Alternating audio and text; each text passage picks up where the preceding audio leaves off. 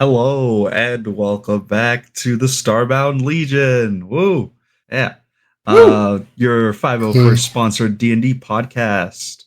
Welcome back for our DM Shatter, as well as all of our players, Hobbs, Stitches, Amani, Effort, Cardiac, and I don't know if I said Smiley, so I'm going to say Smiley again, because he's cool. But with that in mind, we got a couple questions to throw at our boy Stitches here.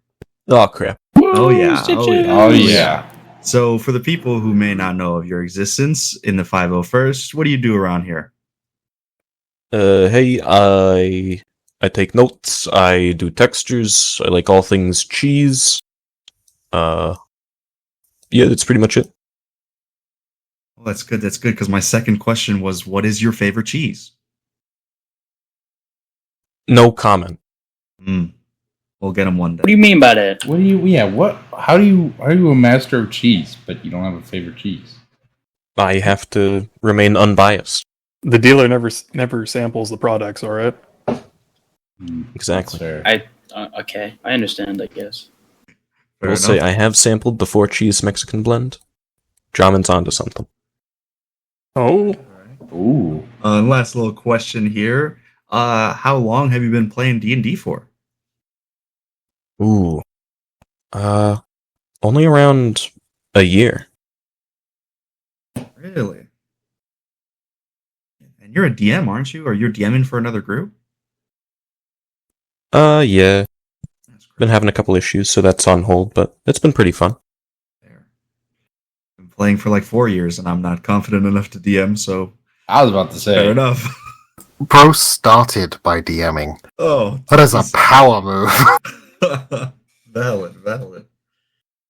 Definitely not for an introvert like me. Swear to God. With that in mind, I hope you guys enjoy our episode. I imagine it'll be a doozy. The last one was pretty fun. So yeah, with that, Shatter, please take it away. all right. We'll pick back up right where we left off. You guys had come back to the Veil Guild through the teleporter and had a lot of plot threads and revelations kind of hit you pretty fast here. You had heard a little bit of the backstory about what's going on with Dawn, the situation with her. You had met some prominent figures in the Veil Guild itself, including Vivian and Kane. And you had a kind of heart-to-heart discussion with them, and they'd kind of laid it all out in the line of the clock is ticking now, and it seems like the mana crystal that is powering the city is finally giving out after all these years. They shared with you a plan that they are concocting to essentially take the fight to the big bad nightmare that's inside Godfall, as the rest of the Veil Guild and the city leadership is planning a mass exodus out of the Veil after battling the Gate Guardian in 2 weeks. So, with those things kicking off, some of our players decided to do a bit of side questing and narrowly avoided a tavern brawl, helped out in the infirmary, and decided to feed a blood tree. All right. Blood tree. Yeah, Very, very excited. I'm sure that'll continue down the line. But with that, you all had retired for the night, back to your rooms. Inside of you'd been given kind of a little suite on the second floor of the Veil Guild, which is slightly above your station of what you should be as torches. But it pays to have good friends in high places. I believe, Mossback, you slept in your little garden, correct? Sure. Okay. And Yuma's in the infirmary. Are you not planning on sleeping, or what are you No. doing? I am helping out in the infirmary. Okay, you're aware you're going to take exhaustion, correct? I am. Okay.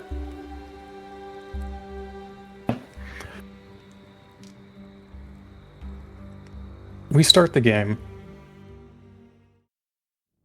Pierre. Yes. Or Jack, I should say. You are awoken in the middle of the night by a voice. Wake up, little bug. Your eyes shoot open and you see the devilish form of Lachlan smiling down at you from beside your bed. He's silent. Go grab the devout one and meet me in the sitting room. We have things to discuss. What do you do? What in the fucking veil? Does he just sit there, or does he disappear after he says that? He walks out of your room and takes a seat on the couch in the sitting room. Okay. Pierre's gonna check himself and make sure he didn't steal anything. Nope. You kind of check yourself. Seems all is in order. It is fair to say that the door to your room was closed before he opened it and went into the sitting room, so you have no idea how he got in, but...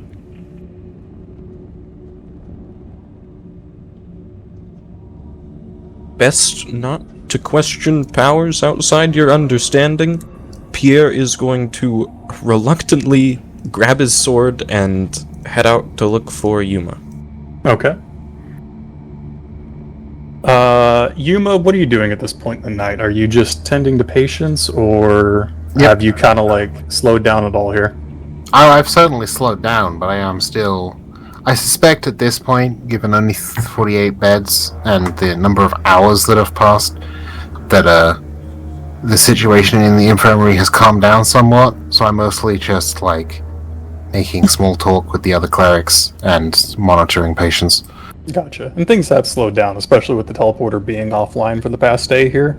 It's given them a much-needed kind of catching-up point here. But as you were kind of discussing some of the other clerics and just kind of talking, you notice Jack walk into the room, looking slightly worried as his eyes kind of find you across the room. Hey, are you in the wings? Hey, Am I the only person with wings in this room? Oh yeah, definitely. God damn it. I walk over to Pierre. I don't know what you've done. That little fiery fucker's over there. It's in my room. Just go fucking... talk to her or something. I don't know. Was that a sentence? Yuma is going to look confused and exhausted, having no memory of any air quotes fiery person, and is going to turn around and go back to mending the patients. He's gonna run over and grab her by the shoulder. Come on.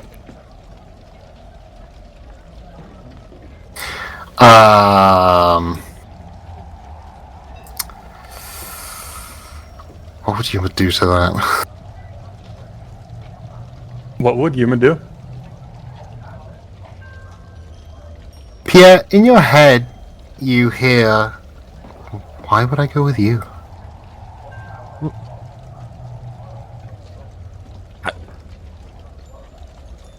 I don't know. You're coming with me so that this weirdo doesn't disturb my sleep anymore, yeah? Yuma is, at this point, visibly pissed off. As you go round on kind of Pierre here, you turn and you see he's doing his usual bumbling thing, but he looks a little bit scared.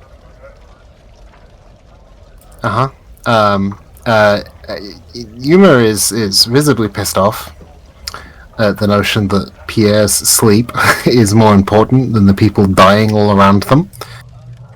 And is going to sort of motion to the people around them and say,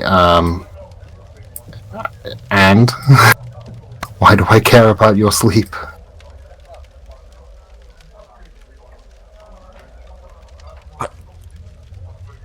live on, huh? Whatever. Yuma's gonna...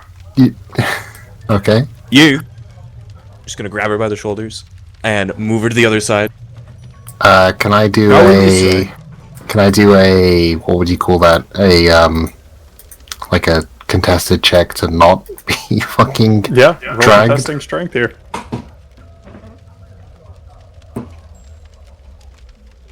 Fight, fight, fight, fight, fight. How do I... Is it that? Did I do that right? Yeah, tired as shit. Yuma resists but is unable, and it gets dragged across the room. DM, what are the clerics, the other clerics, and possibly even maybe the guards that's still here, think of me attempting to tend to patients and being dragged away by this guy? They look on confused and worried. But they are seeing party members talking to each other, and no one's like thrown a punch or anything yet, so they're letting it happen for now.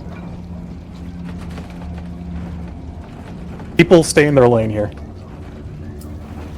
Well, I didn't Okay. want to, like, drag her across the room. I just wanted to get rotated, nerd. Get rotated. Okay. I see where this is going. You've left me no choice.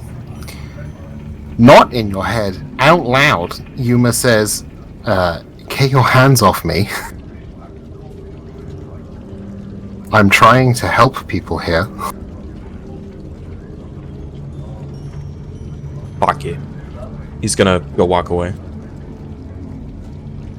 You just leaving? Yep. Alright. Not dealing with this. Yuma shakes her head. It gives a kind of confused, I don't know either, shrug to the other clerics, and return to tending patients. Alright.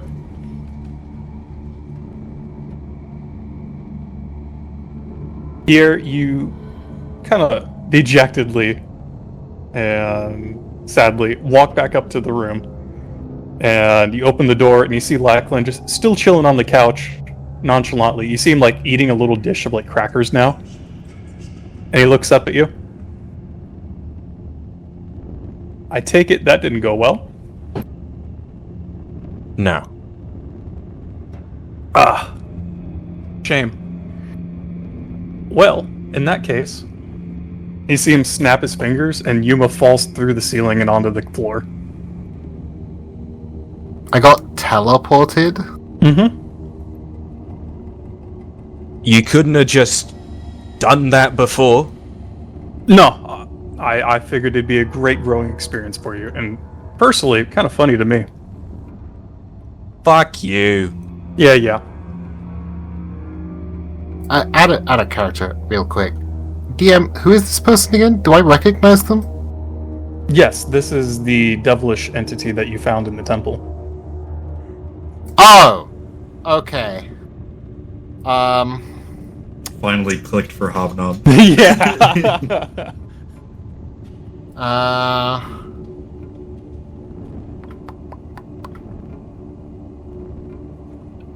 Smite. No, I knew who it was. That was like out of character. I wasn't convinced Yuma did.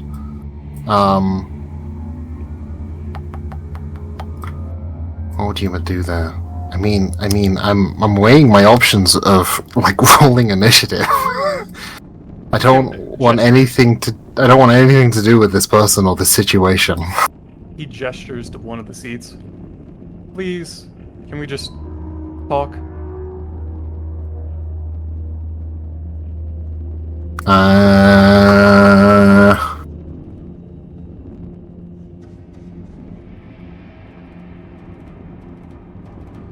Or remain standing, that's fine. And you see, like, nonchalantly, he just keeps going. Yuma's gonna look incredibly pissed off, but isn't going to immediately attempt to leave. Okay. My lord has done some investigating into the situation. He's looked into the one carrying the scent of the fire and brimstone and has some suspicions. Suffice to say, he's very intrigued. I propose an exchange of information. I find myself in need of your ability. Fair?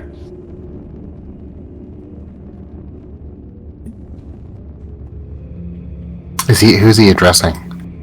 Both of you. Me? Okay.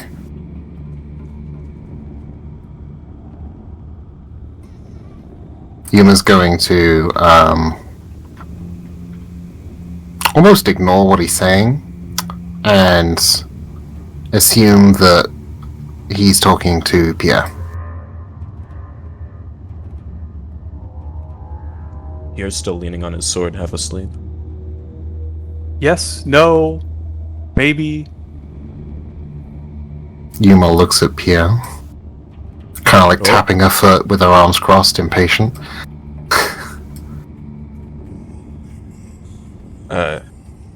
You haven't really said the deal yet. Isn't that what you do? Okay, fine.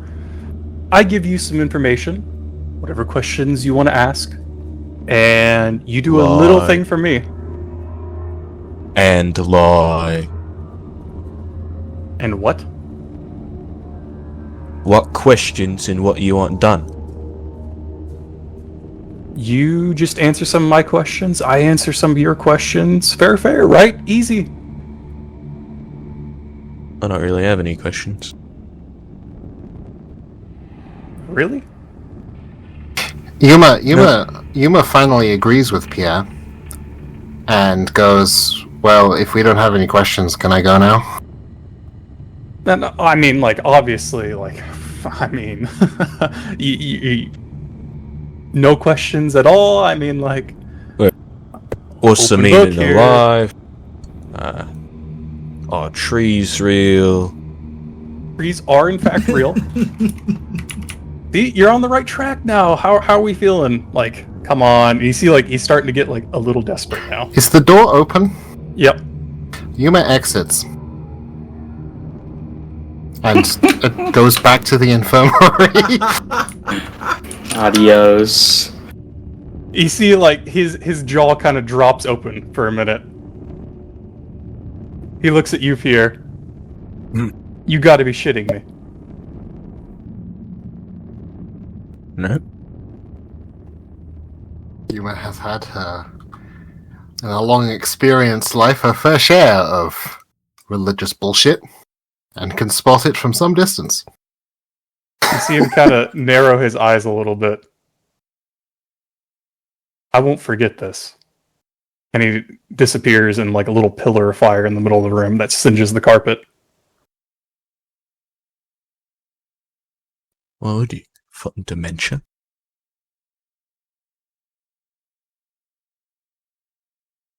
That's it. You're free to go back to bed. You're just going back to bed. All right. Yeah, Holy shit. bedtime. Don't you put that curse on me, Ricky Bobby. Don't you put that curse What on do you me. mean? You just put one on you. I didn't agree to no deals. I asked no questions. Wow. Not gonna forget Actually, that. What, just you got totally memory shut issues that or down. something? 100%. That was crazy. Jesus. Don't take drugs, kids. That's how you do it. That was a dare program out if I ever saw one. Anyways, you go back to bed and you all wake up the next morning feeling refreshed as absolutely nothing happened. Again, to be clear, Yuma does not. Yuma continues to work through the night in the infirmary and does genuinely take one level of exhaustion. Okay. I love that. Zeph wants to get up early to go back to the hut. Okay. What are you doing? See that? I just would like to enter and I'll kind of get in there.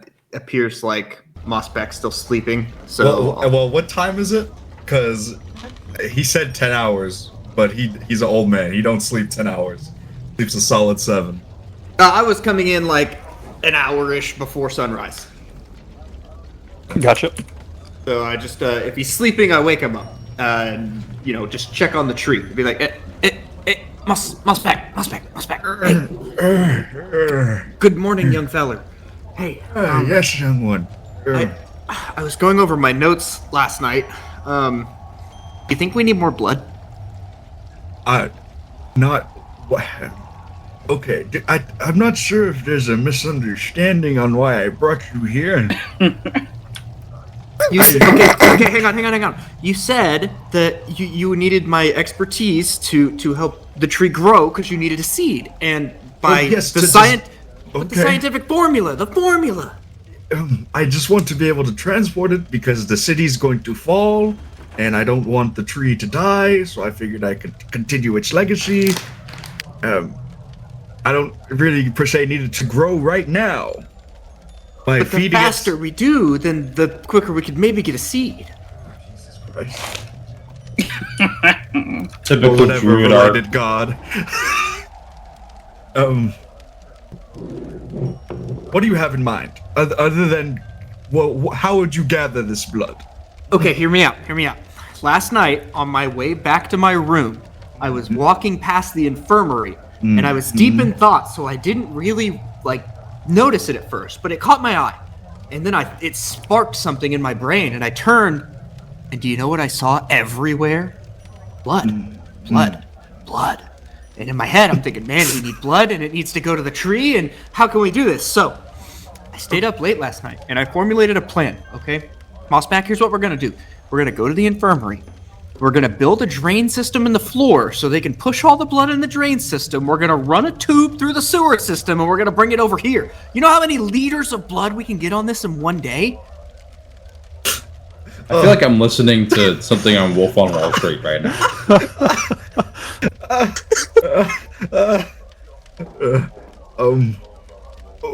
Okay, I hear you. I do. Just hear me out. My original hypothesis, yes, was that it was the blood within me was activating the magic, and then it would do the magic stuff. What if it's not as effective and it needs a lot of blood that we can't even get from the infirmary?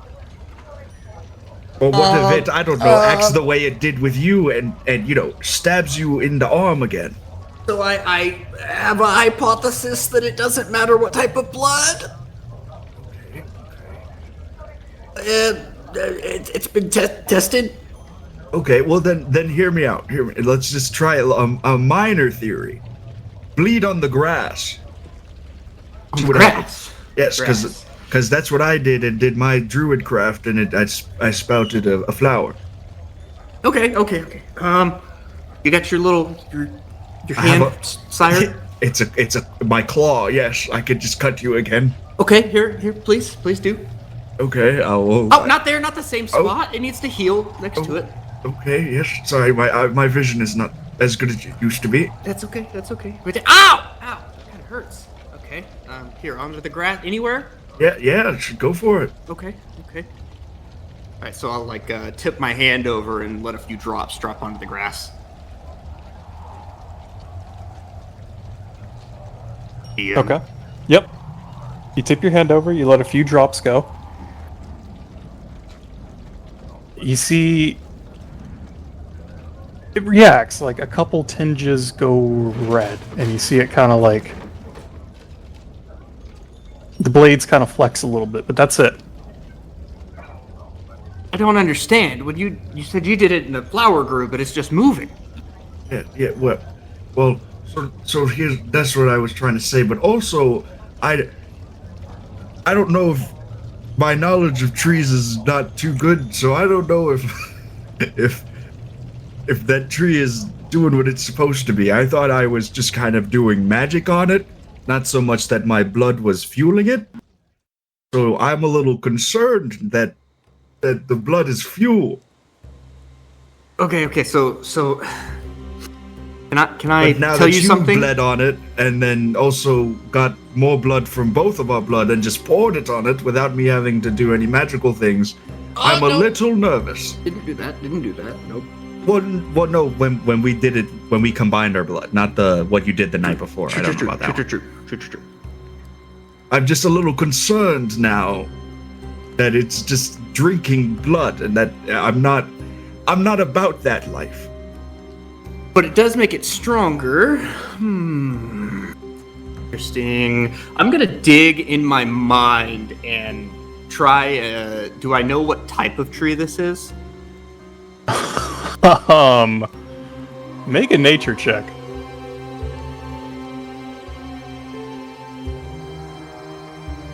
It's a 22. Holy shit.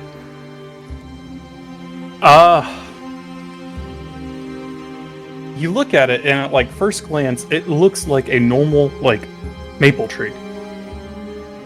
Nothing too like special about it, but you're like, nah, that can't be right. And you keep gazing at it. You run your fingers over the bark a little bit, and that kind of clicks in your head of like,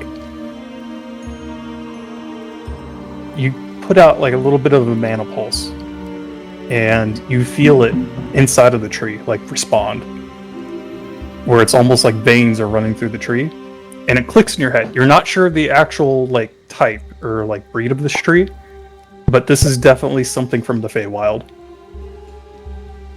Do I know? Okay. I wouldn't know any specifics about it other than that. No, this is way out of your realm now. You just know that in passing literature, you'd heard reference of nature and plant entities from that realm having a more arcane, like, rooting system. That's as much as you could get from it. Did I gather any similarities between this and Stillwood? You don't know. That's a big stretch for you to, like, plug and play. You didn't really investigate Stillwood at all when you were there. I know what I'm doing next. Okay. Because that's another thing, too. I can just sprout a flower wherever the fuck I want with my blood. It's not just here. Anywhere. Yeah. And the purpose of that is? Well, I mean, just to use my nature magic, I guess. Just, you know, it's the only way I can do it. If I try and do that similar spell, but without blood, my blood, it doesn't work. So this tree specifically has become an issue then? Well, not an issue. No, by any means, no. I don't know if feeding it gallons of blood is something that I am particularly into.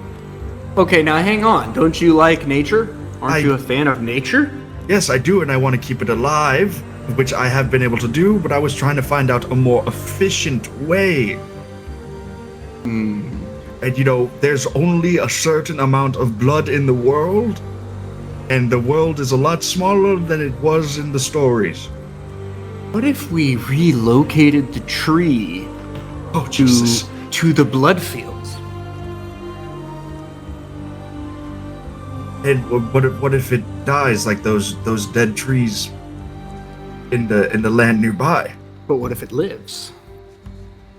This is a special tree. It wasn't like the rest of the trees down there. Okay. I had a very keen eye on the trees down there. And I did not get the same feeling that I get from this one. Okay, so then next question, how would we move it? I've never really tried to move a tree. I feel like it would die. About how big is the tree? I don't know, solid like 15, 16 foot. Oh my, that's okay. It's not a massive tree, but I mean like. I was thinking like a sapling in my mind, like 5 feet tall. Yeah, I had like 5 feet in my head too. No, I mean like it's a young tree. Yeah. So it's heavy. Zeph looks up for the first time.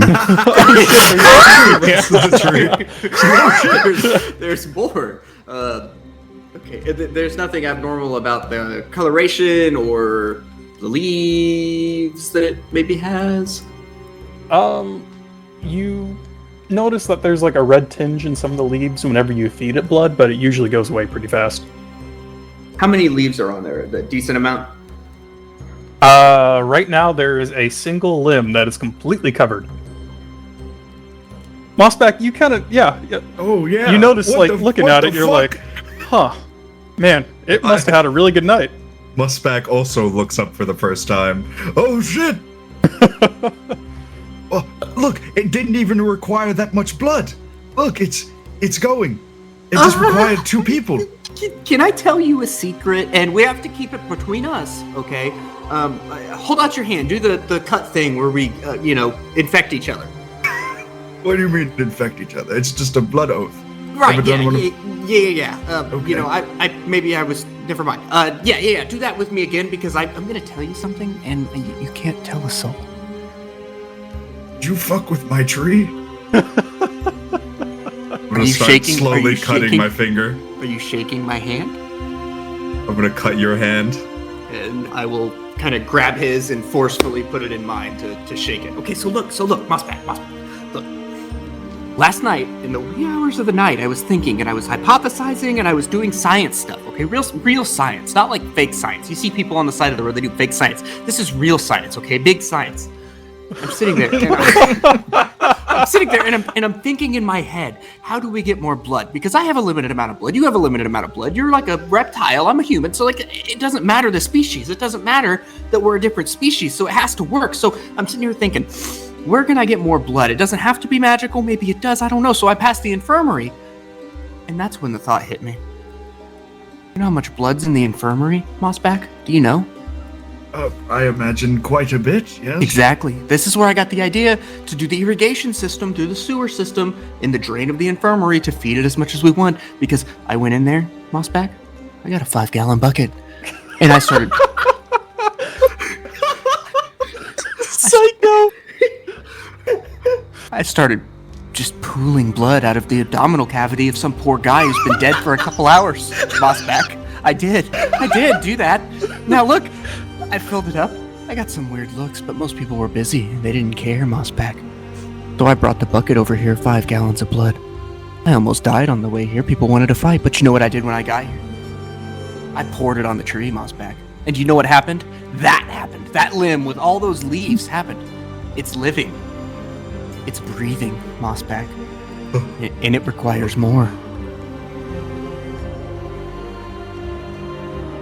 Mossback is going to look first in shock, but still holding his hand, and then look at the tree with the limb with fully grown leaves. Look back at Zeph, let go, and just in quiet walk up to the tree. I'm gonna place a hand on it. I don't know if it's a nature check. I just want to feel for a second. Does the tree like feel better? Can I do a vibe check on the tree? Make a nature check. This is the wildest character duo I never saw coming. 18. You reach out to the tree and you connect with it. And it feels more alive than you've ever felt it before. And it's hungry. Mossback is going to just gently let go, turn around, look towards Zeph. Where do we get more blood?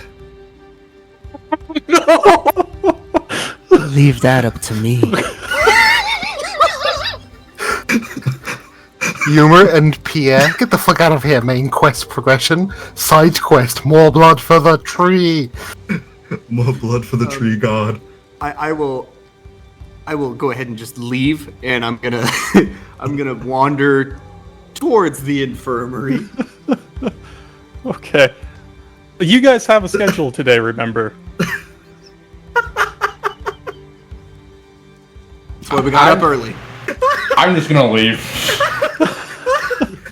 Gonna gonna walk it off the city. I'll let this plot determine itself. But Smiley, your character has such gripping plot progression. Like, for example, there's good fighting in the fight pit. There's good fighting. There's good fighting in the Fight fight pit. pit.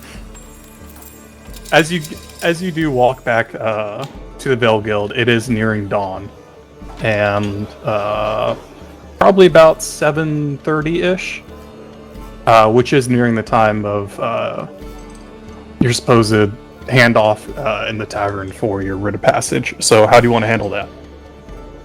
I'm going with Zev, by the way. I'll cover up the hole. I'm following him to the infirmary. Okay. I'm just walking past the infirmary to kind of get a visual cue on the amount of bodies since the teleporter's down and the amount of blood that potentially will be there later. You cleaned house last night pretty well, and Yuma has stabilized a lot of the patients, and the teleporter's down, so there's no new people coming in. There may be some blue on blue here soon, boys. Oh, Jesus Christ.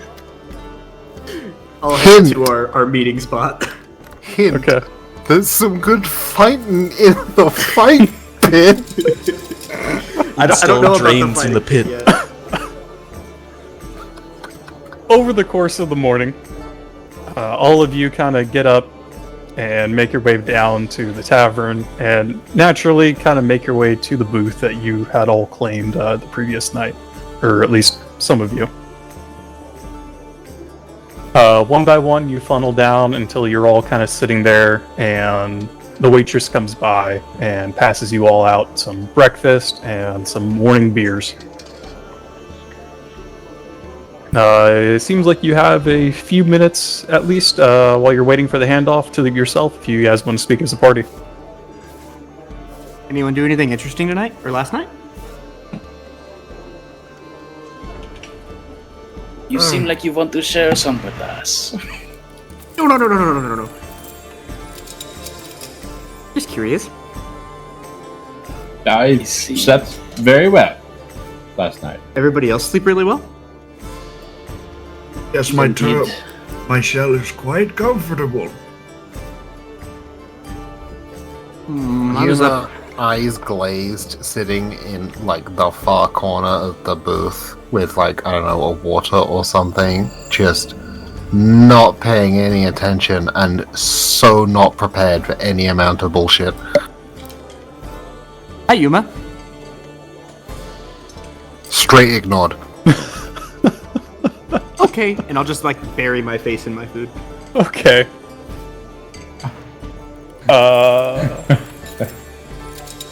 You guys take the next couple of minutes, kind of finish up your breakfast, and right on the dot at 8, you see the waitress once again pass your table and kind of give you guys a look and drop off a small sealed piece of parchment on your table with a nod and walk away. Is that the thing? Is that the way into the place? Oh, we're not supposed to talk about it. Open it? Yeah, why don't you? You pop the seal on it, and you see that it is it's a formally drafted letter giving you guys passage to the noble district and the castle itself to meet with one captain of the guard. It has you guys labeled for mercenary work of the highest priority. At least that's what the passage says. Well, I guess we should not keep them waiting for us. Never follow been you. to the noble district. Never seen a cop before. I actually don't know what noble means. It's like me. Not like That is him. very concerning.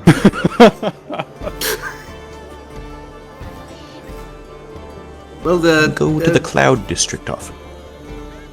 I'm too young.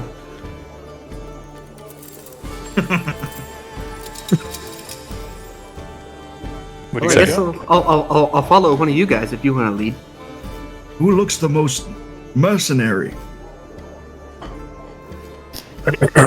Are you asking this of the DM, or are you just asking this of the party? To the party. I mean, I would suppose it is one of the swordsmen, no?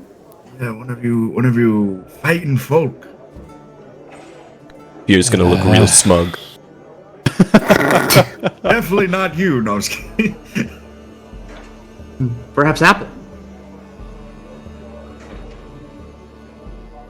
Perhaps. Apple or the one with the big sword? What if they can. fought for it? Oh, Little yes, morning they would bar brawl. probably bleed. Yes, they would. Yes, they would. Yes, they would. Yes. The fuck? I would like to get off Mr. Bones' wild Are ride, you please. are you all right? You're talking Sorry. about blood? Coming down with something, I think. It happens when you fight, you know. That would be quite bad. I'll tell You you what, flesh Cyrus. stealers. I'll roll a die for Thieves. it. Ah, you would not Grave call me a diggers? thief. No. I'm a researcher, scientist. Of blood. No, For all the blood things. gang. All things, not blood exclusively, but everything. You know, there is that one family that lives in the city. Oh, the family? What family? We don't need to go over there. Nope. What family? What family? What's wrong with the family? They're just not the greatest of bunch. Or why? Apple, you said to roll a dice? I'm down. If I win, I lead the party into the noble's place. I don't know if that is a good idea that you lead us. Anyone else want to take him on the offer? I'll lead it. That's fine. Tell me where to go. I don't know where I'm going. Okay, All right. I will tell you where to go. Alright. All right. You all kind of stand up, knock back the rest of your beer, and head out of the tavern. Getting directions from Apalaki. Cyrus, you kind of lead this expedition through the city. The Noble District is in the center of the surrounding kind of market district that you guys find yourselves in, where the Vale Guild is located. And so you go deeper and deeper in. You pass the slave markets, some of the trader booths, and before long you start seeing a press of bodies getting more and more crowded. You continue on, and after kind of like shoving your way through for another 10 minutes, you see what looks like a fortified checkpoint up ahead. And now it is like a full-on almost mosh pit, as you hear crying and screaming going on, as a lot of beggars are now filling the streets. You see a strong contingent of guards kind of holding the gate between the walled district of the market and the noble district up ahead. And they are beating some skulls in as they're pressing people back and keeping them from going through the gates. Is there like an officer or someone like that's kind of leading it? Yeah, you see that there is like a formal kind of, I guess, line going on. And within this kind of like boundary of like this line, the guards are like taking absolutely no shit from anybody. It seems like they are protecting this space as like an area of calm and kind of sea of madness here. And everybody is kind of wised up to stay out of this area. You kind of bring your party into line there and slowly kind of make your way through before you get to somebody sitting at a desk about 20 feet from the gate, and you see a tired-looking guard kind of look up. Name and reason, pass. Well, it's Cyrus, and I'm with my party. We're asked to be here for a mercenary mission of the utmost priority. All right, he kind of scribbles in mercenary group name. We don't have a name? He kind of like slowly looks up at you. We were just formed yesterday. The Legionnaires! The Legionnaires. He kind of gives you like a weird look. And you see two of the other guards kind of like step closer. Writ of passage. Oh. We weren't given like a note, were we? Oh yeah. Were we? Oh yeah, I'll take out the note. note. Dropped off. I'll take out a note and show him my badge at the same time. He kind of looks at it. Alright, checks out. Go ahead and proceed through. Keep going deeper. Castle's at the very center. Don't deviate. Your pass is good for 8 hours, no more. If we find you inside after the 8 hours, you will be punished. Do you understand? Yes.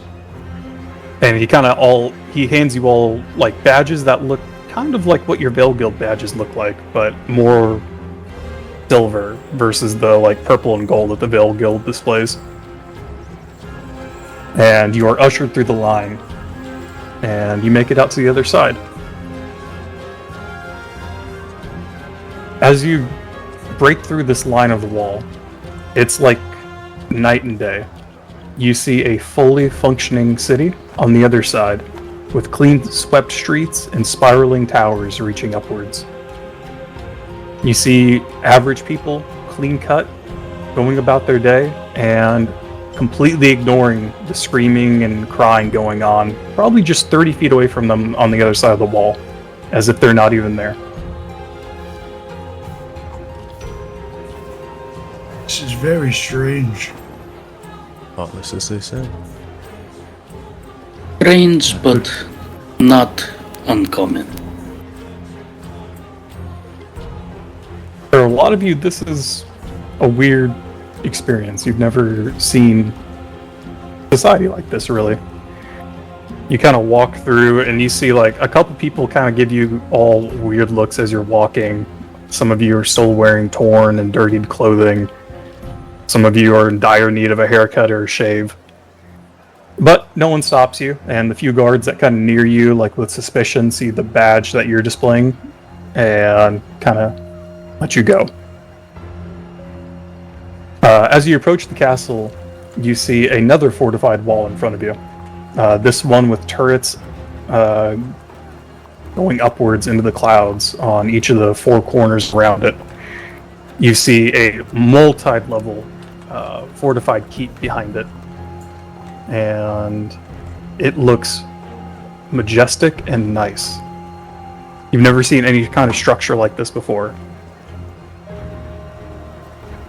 As you go up, you see it is about a, we'll say, 100 staircase climb before you come to like a fortified portcullis. Portcliff. How do you say that word? Portcullis. Portcullis. There you go. Where another checkpoint is set up, and you see guards in different style of clothing this time, much more ornate and well-dressed, and much more professional as well, as they're standing at attention about 20 deep at the entrance. As you approach, you see one smartly walk out. Business? Oh yeah, here on requests for a mercenary book. I'll pull out the note again and badge. All right, and you see like he takes a minute to read it.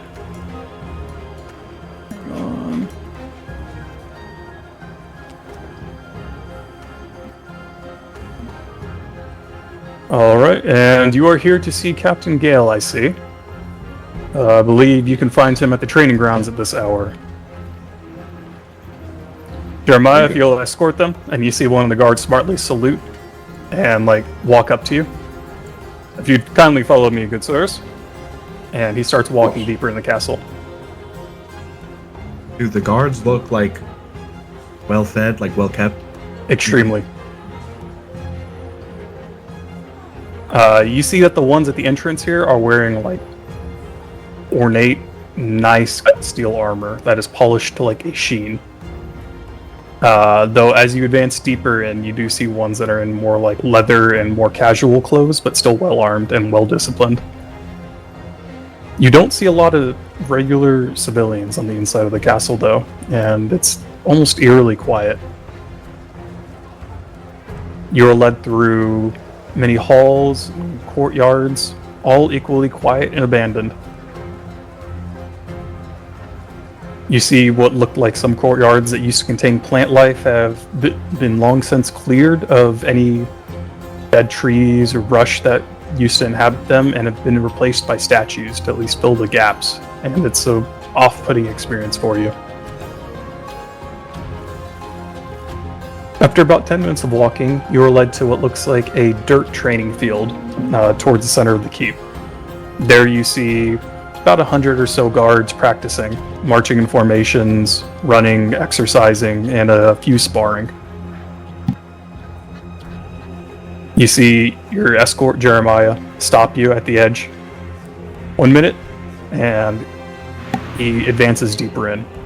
You see him talk to what looks like an officer in the field, and then walk back to you. Captain Gale is currently occupied with important discussion. If you could wait on the edge, you won't be long. Very well. No waiting room? Nothing fancy? Make a perception.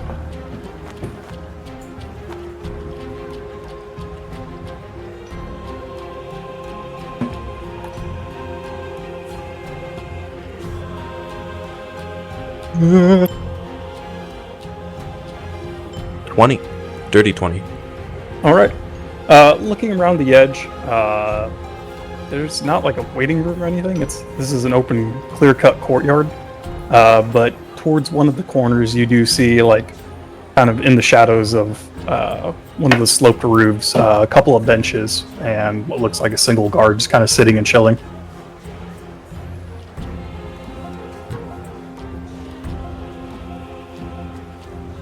Well, if you guys want to sit down, we can go over there. Yes, wherever's fine. This is, is it just me, or does this place feel weird? Like, it's too clean. Well, it's been a long time, but things often change over the course of years.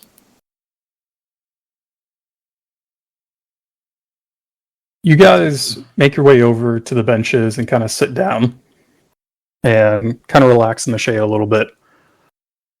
You watch the fights ongoing for a couple of minutes. All of you can kind of make a perception check for me. Yeah.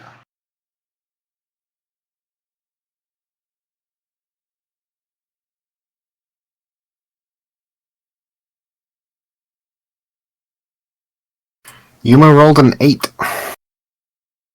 Where I rolled a 3. No, Cyrus rolled a 4. 18 on Pierre. Apalachi's got a 7. Oh, I rolled 8 total. All right. Here, you kind of look around, and you're used to kind of gauging the vibe of a open air area like this. And you can see that there is a tension of a current of tension in the air, as you see the guards are training hard, and everyone seems to be like stiff-backed and regimental here. And you get the feeling that there's an undercurrent of like anxiety here.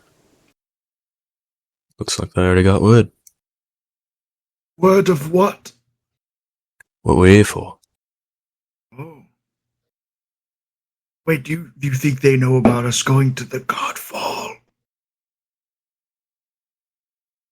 Probably not. Oh, the Gate Guardian attack. As you're all sitting there at the benches, The one guard next to us. Oh shit! you look over and you see a guard in like pretty plain clothing. More of like just the nice cut jacket. Kind of like slowly scooting over across the bench towards you guys. Hey, I like your clothes. Are you saying that? Yes. You see her kind of turn her head, and as like you meet her eyes, you can see them like light up in excitement, and she like fully just like immediately scoots all the way over on the bench towards you guys. Oh. New friend unlocked. And who might you What be? I was expecting. You all look like an interesting bunch. What are you here for? Mercenary work. Are you... Oh, you're here to see the old man, aren't you? I guess so. Well, he's going to be a while. Likes to Yeah. take his time. Anyways, any of you fancy a quick spar? You know, pass the time. Cyrus's eyes just fucking light up. You see your escort, Jeremiah, that's with you. Like, he frowns. I don't really think... And she interrupts him. A true swordsman, of course, would never pass up the chance to practice, right? And you see that her leg is, like, hopping in excitement. Well, who am I to turn down such a fine fight? And I'll stand up. And she like, pops up. Excellent! Follow me. And you see her, like, start cutting her way across the training field. Are you following? I'll turn back and be like, sorry guys, I'll be right back. And I'll go fight. I'll go follow. I've got I 5 followed pieces too, of moss so on much. my back that he gets his ass whooped. All right. Cyrus, you kind of follow her towards more of the middle of the training field here. And as you're kind of like walking out and like stretching, popping your neck, you see the guards that are near you guys and near the center instantly start backing away, looking uncomfortable. Oh, definitely. Is 6 here- pieces of moss that he gets his ass whooped. You see her take up position on the other side of like a drawn kind of like chalk circle on the ground. All Oh right. shit, he's got a note. Well, See here. Hang on. Let me get my Um, stuff.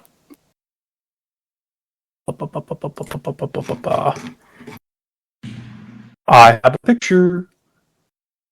Picture. Picture.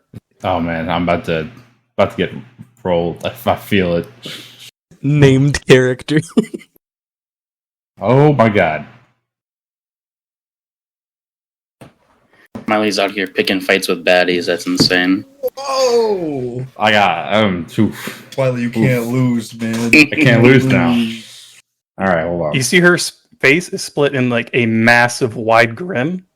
And you see that she is like, her hands are like twitching on the pommel of 2 dual longswords attached to her hips. Cyrus has got a grin too, honestly. He lives for this kind of stuff. All right. Oh, they fucking. Before anything, I was saying, why don't we make this a bit more flavorful? Okay. And I'll go ahead and channel Divinity, Sacred Duel. Oh. Oh. Yo. Read the description for me. As a bonus action, you can hold aloft your holy symbol and initiate a sacred duel between you and a creature within 30 feet who agrees to the duel, marking you both as duelists. For the duration, both duelists have resistance to all damage except for the damage from the other duelist, and they can only target each other with attacks and spells. As you do this, you see the chalk circle around you guys kind of light up with a soft, like, orange light. And arcane symbols kind of etch themselves in the ground as both of you briefly glow with the same light before it fades. And you see that she is now, like, full-on teeth grinning, smiling, as almost like hopping up and down. All right. And I'll start drawing my blade. Okay. So, normal rules for the duel work for you, I assume? Oh, of course. I wouldn't want it any other way. Fair fight. Of course, of course. All right. Count down, and then on the word go work for you? Cool. Alright. 3, 2, 1, go. And make a dexterity saving throw.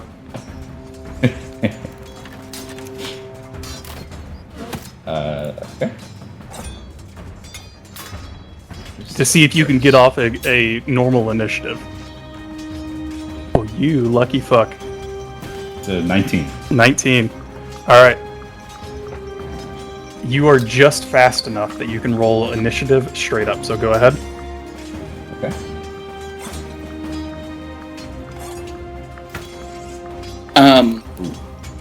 Appalucky's gonna study the fighting style of the guard. I'm gonna go ahead and draw that out there just so I can get turn order here properly done. Ignore the name, this is not the correct name. The token's fucking up on me.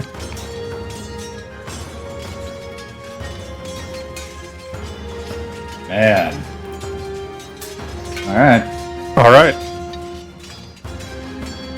You see, you are almost fast enough. The moment, like, the count accelerates, you're already, like, your sword's halfway out of the sheath before you see her hands flick up, and you, like, kind of, your eyes widen as you saw that the hands dancing on the pommels of the swords were a ruse. And you see, like, underneath Van Bracers under her coat, 2 daggers flick out. Oh, Assassin's Creed. Whoa, that's sick. Alright.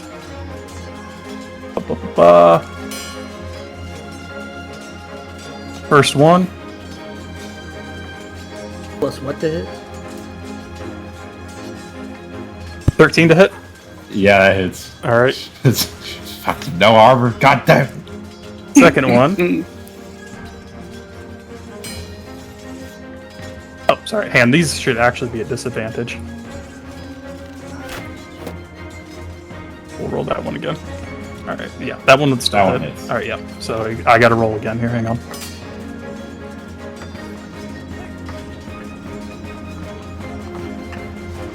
Second one.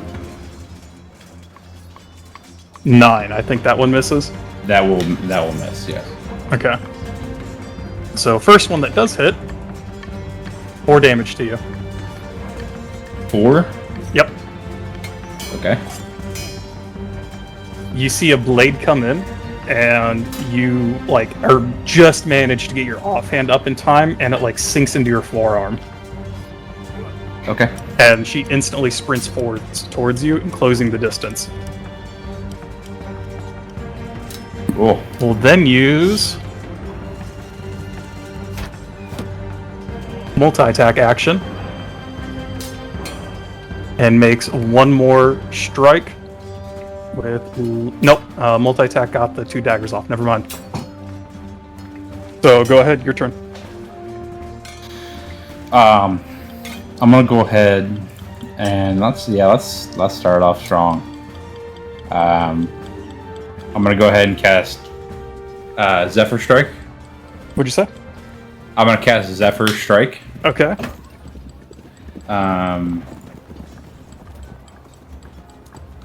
You can read what it does, and I'll try to like I'll basically moving like the wind faster than y'all have seen Cyrus move. I'll just kind of like try to shift in between, around, trying to disorient, my partner there, and just then go for a strike with his greatsword. Go for it.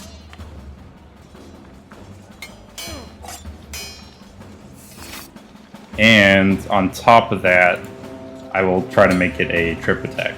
Ooh, this is getting tricky now. All right.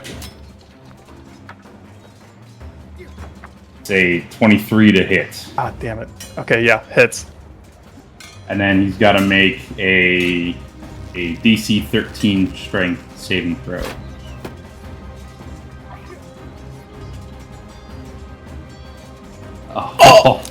Natural 1! Let's go! You watch as she darts forward incredibly fast. And as the dagger sinks in, she smiles.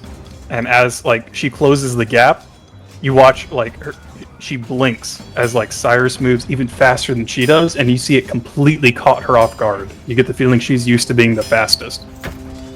And as you kind of pass like by her to the other side, you stick out a foot and she trips. All right, and damage? Yeah, give me 1 second. So that's going to be 11 plus 3, which is 14, plus my superiority die, which is, I think, a D8. Hold on, let me confirm that.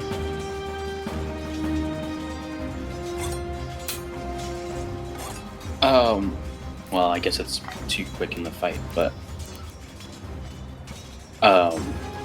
would I be able to like watch and study her fighting style while they do that? Yeah. Go ahead and make a perception while this is ongoing.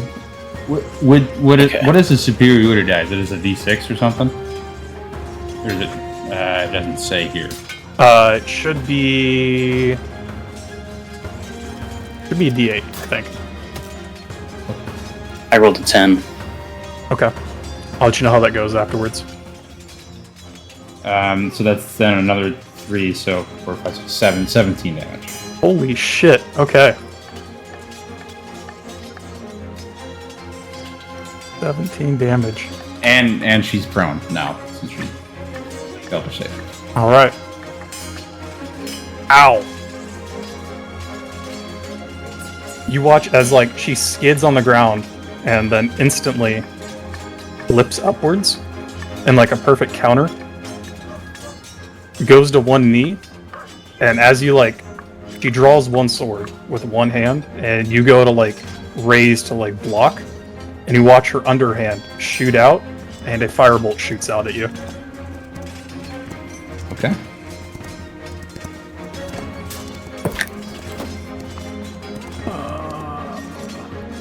Why is this? This is quite an interesting fight.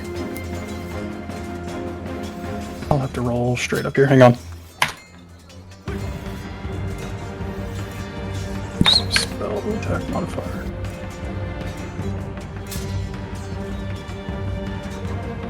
God damn it. And plus spell modifier. I'm assuming a 6 doesn't hit.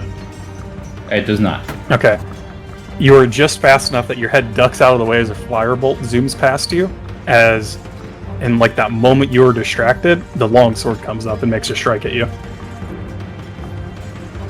Okay.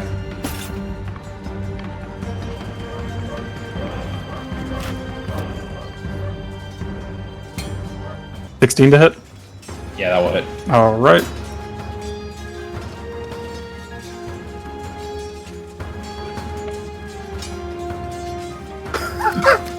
Wow.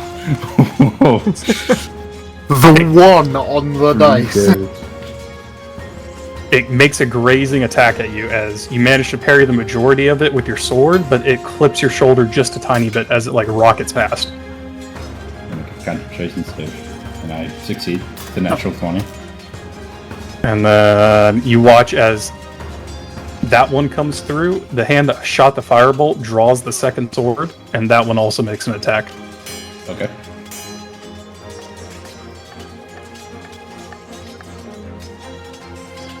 That Assuming 22 hits. All right. Yes.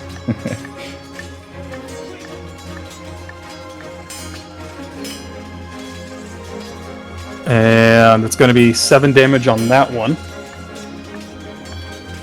And you watch this one as it comes in. He actually aims for your sword hand and manages to just get past the cross guard and like cuts deep into your sword hand. You have disadvantage on your next attack. Rough. Okay. And with that natural 1 to my concentration check, the sacred duel ends, I believe. Oh wait, no, I'm sorry. The what is that, Zephyr Strike? Yeah, Zephyr Strike ends. Okay. All right, your turn. I'm gonna go ahead and I'll kind of chuckle a little bit. You can tell he's 100% enjoying this right now.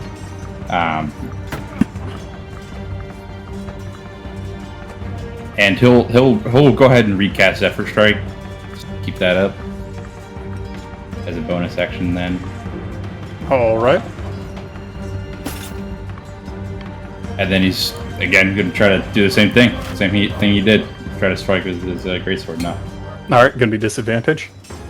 Yep. That's control clicked, right? You should be able to click your sword in your equipment bar, your action bar, and then when it does that, you can click disadvantage. So they got hit attack and then disadvantage roll. Oh, right. 12 to hit. 12 misses. Dang. You're a little slower this time as like blood drips down your hand and it slides on the palm of your sword a little bit as she gets off the one knee that she was on. Oh, I'm sorry. Could I try Zephyr something Strike then real gives quick? you advantage, so you should be at a straight roll. All right. I don't know about... Oh, that's true. once It does before give the me start roll, advantage. You get advantage on one weapon attack. So it'd be a neutral roll. All right, Be a what was 15 then? it? Would be a 15. The first dice was a 10. Yeah. First dice was a 10. So it'd be a 15. And if that doesn't hit, I can expend a superiority die to precision strike. Whoa, okay. Well, what does that do? So precision strike basically adds I read back on it. It's a D6 actually for my superiority die, and it just allows me to add it to the attack roll. Go ahead and add that and let me know what you get. Because that's going to matter here, because she's going to try and reaction parry.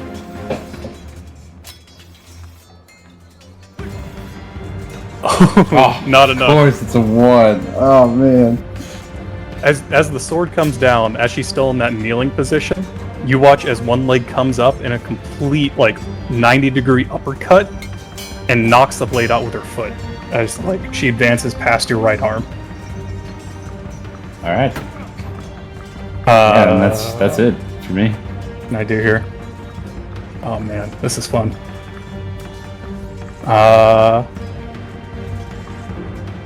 She is going to, with one action, longsword attack again. Okay.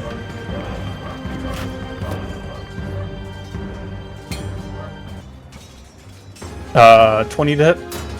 I'll hit. All right. 4 damage. Okay. And she is going to...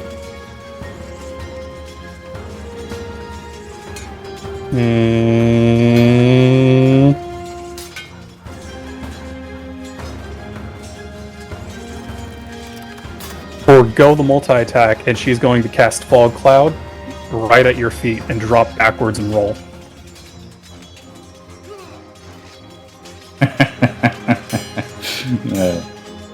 All right. All right, and you now lost sight. Your move.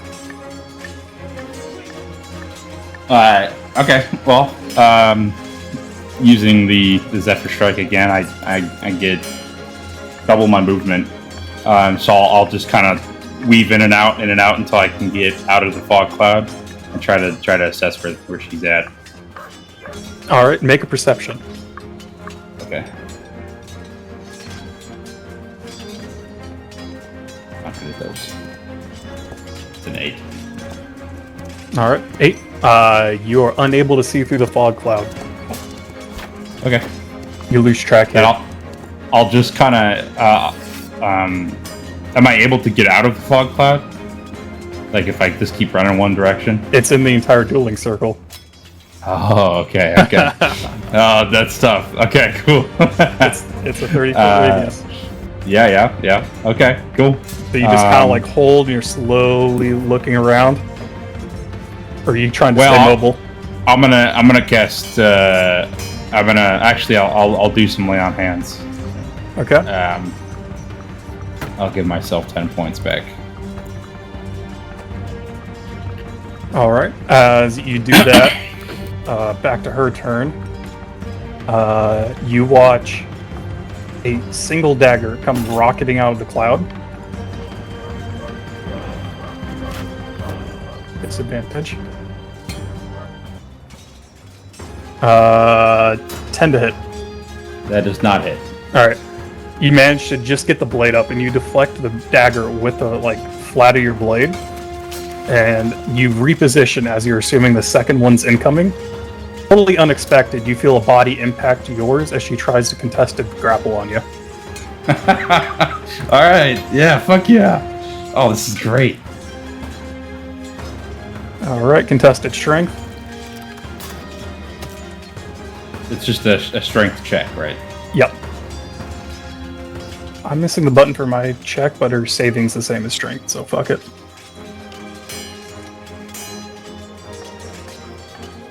Oh, she beat me by 1.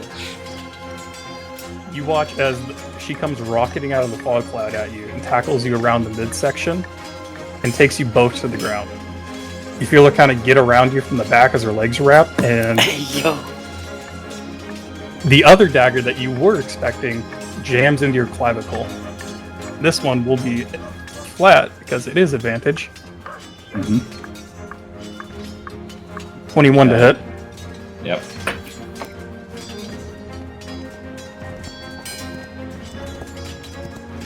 Six damage. Okay. Alright, and now it's your turn. You're flat on the ground in a hold. I'll try to break free. And get back up. I assume that's another strength check. Yep. Oh my gosh, brutal. Even worse for her. So you break the hold. Yeah. I'll just kind of get up and then try to strike her again. Is she on the ground still? Yep. Cool. And yeah, I'll try to strike her. Okay. Which I have advantage on.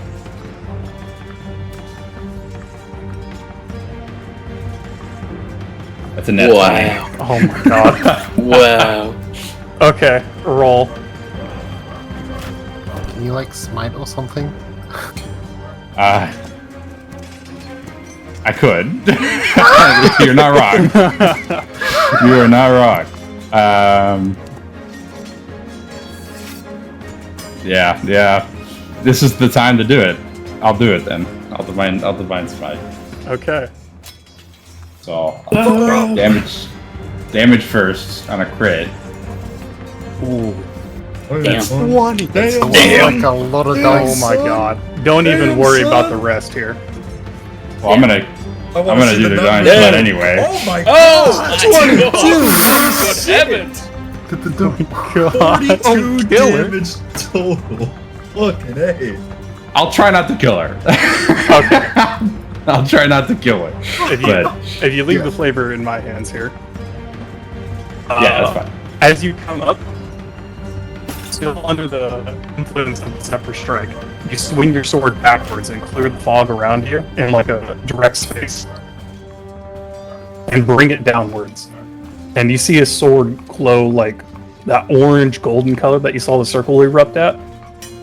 As it comes down and stops inches from where her neck was on the ground, and you see the force of the blow stop and scatter the dirt around her. As you see both figures just hold and pause in place. Both breathing deeply. I think I owe someone 6 moss. I'll sit there for a second and I'll just start laughing. And I'll put the sword back and then give her a hand. Alright, you see she is also laughing. You notice that you are the only two laughing. As you kind of look around, and you see extremely uncomfortable glances shooting out from all the other guards. as they slowly start backing away, and you see their gazes are like looking at the other side of the training area. You kind of We're not going to get in trouble, are we? You kind of look over and you see a gray-haired gentleman walking out of an archway on the other side, and he looks pissed. What in the fuck is going on here? And you see is like she kind of gets up and like places a hand on your shoulder. Whoopsie, and starts walking away.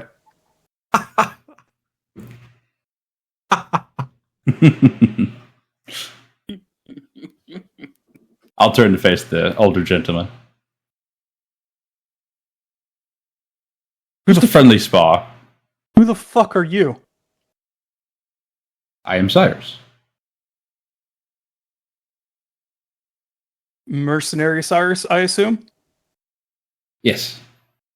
And do you want to explain to me why you were dueling the princess? Oh. Well, she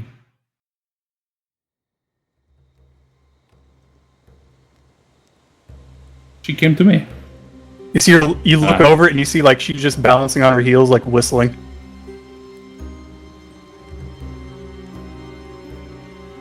She's an excellent fighter. How could I not turn down a fight? You see him like look up to the sky and close his eyes. He looks to the guards.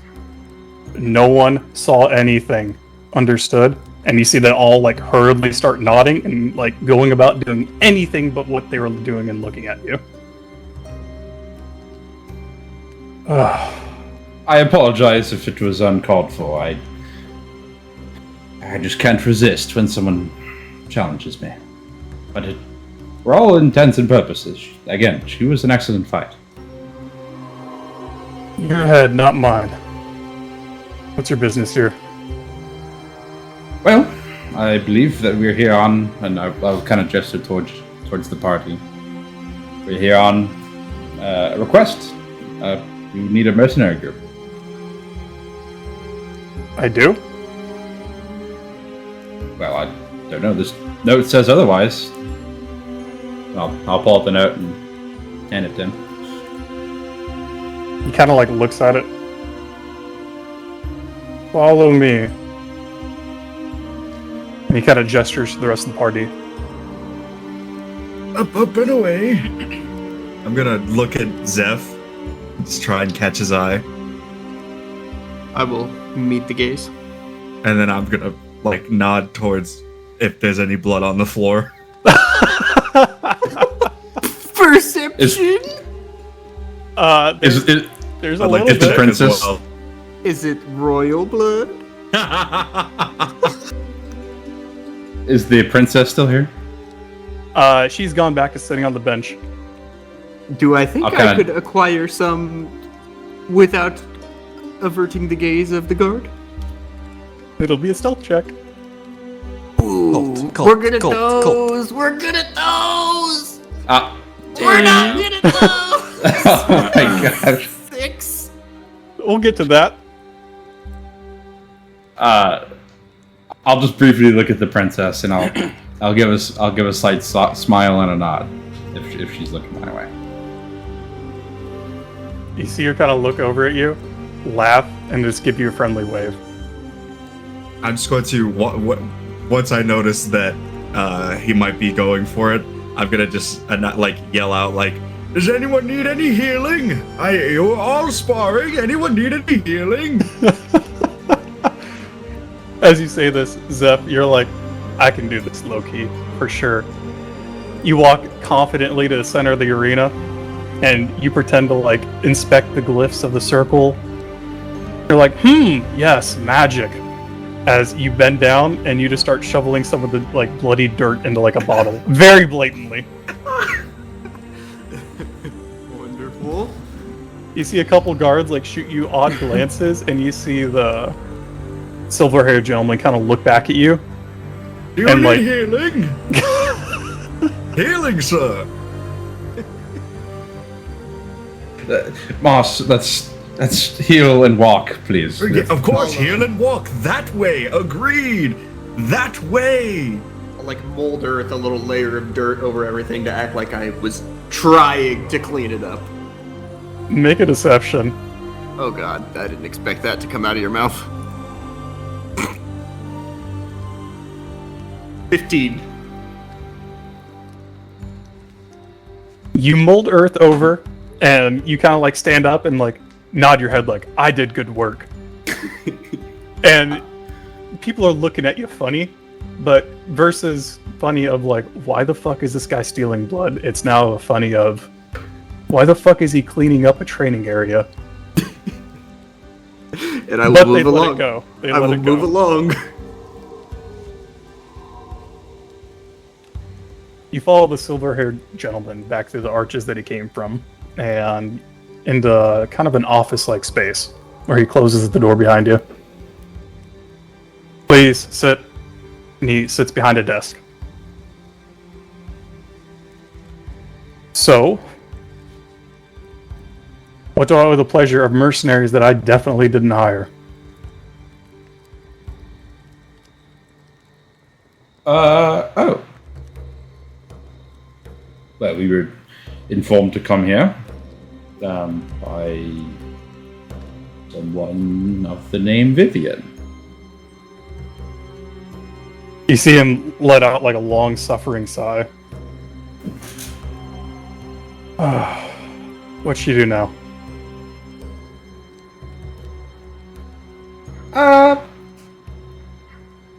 I'm not quite sure. I mean, we just came back from the place, the dark place. We were the only ones to survive, alongside someone named Dawn, and well, seemed to have sparked some interest. And well, yeah, I guess we were just here to be going further missions. I guess. I mean, and Do you remember what at you're least doing my here? interpretation. No, not really. Does anybody? I thought we were here Yeah. to get into actually to get into the library and learn about the Godfall incident, right? And possibly get equipment. That was what that was. Okay, I thought we were here to find out who her real dad was. right. Oh, right, yeah. So how do we say that? And the captain is the dad, right? That's what you were told. Or yeah, quote unquote dad. Yeah. Okay. We're looking for more information. It sounds like we've been tasked to go back into the Vale, and more specifically towards the area of Mistward. And so we're hoping to gain access to some information, some knowledge, a library, perhaps. That can be arranged, I guess. Why are you coming to me with this?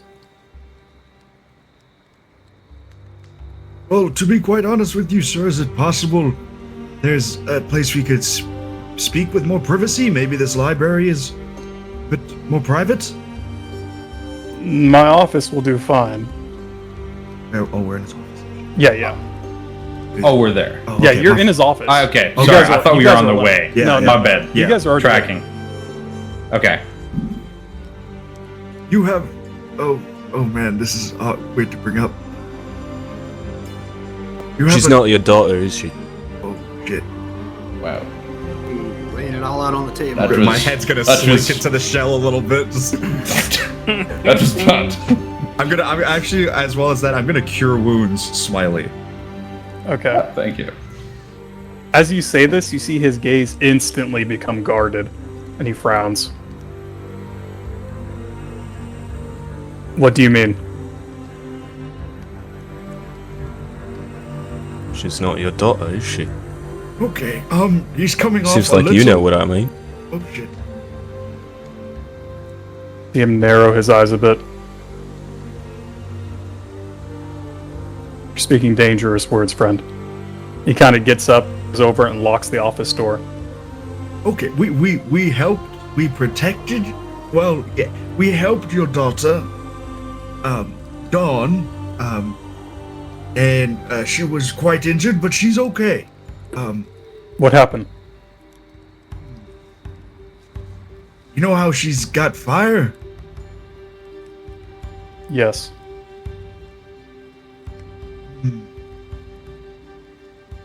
Well, she went a little, crazy. Again, she's all right now. She's perfectly fine. You see him kind of sigh.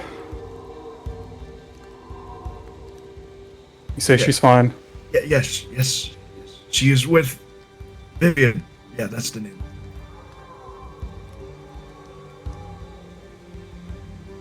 She stabbed our friend over there who was in combat with the princess.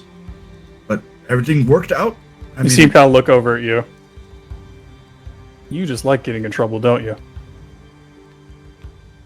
Well, thank you. If it is true that you helped her, her situation is complicated. And I think we're here to find out if we can uncomplicate it a little bit. We are only really trying to help. Kind of sits back at his desk, steeples his fingers. I can. But no, once you go down this rabbit hole, you'll be in danger. Do you understand that? If any of this gets out, all of our heads will roll. Yeah, understood. Would you care to seal it with a blood oath? No. That's all we do, actually. It's kind of our thing. No, it's not. I Don't have no listen to idea them. what they are saying, but I do not agree.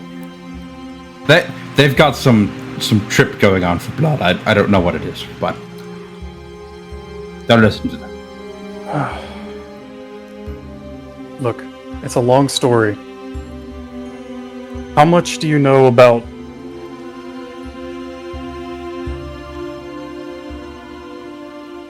the burning of the final temples years ago? Great question. How much do I know? Do we know Do it? some of you know this? Yuma finally wakes up. Just been kind of following, like at the back of the party, like a zombie. Doesn't say anything, but is now actually listening to the dude.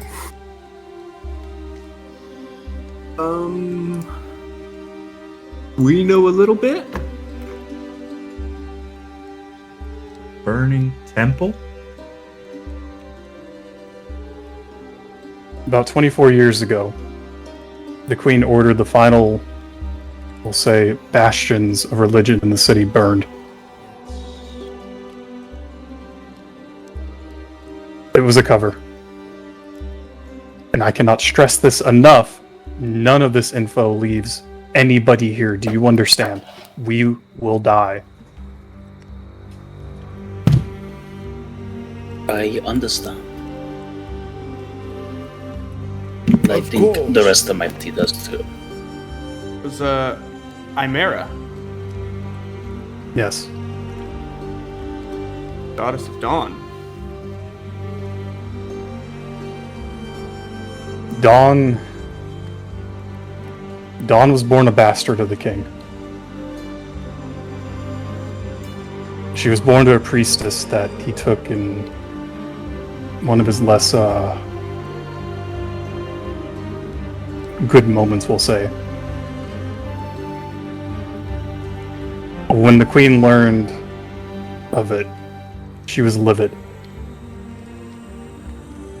The hit that her reputation would take if the word leaked out. She doesn't stop at anything. Protect what's hers. Do you understand? Yeah. The priestess knew this, and she fled. The church protected her, so it had to go. She ordered the entire eradication of the Church of Dawn. That night fires burned across the city as the church was wiped out in its entirety.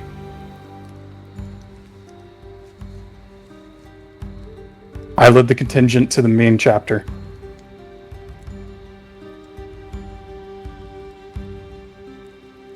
We burned them all inside. Their screams that night, I can still hear them. I will forever pay for that.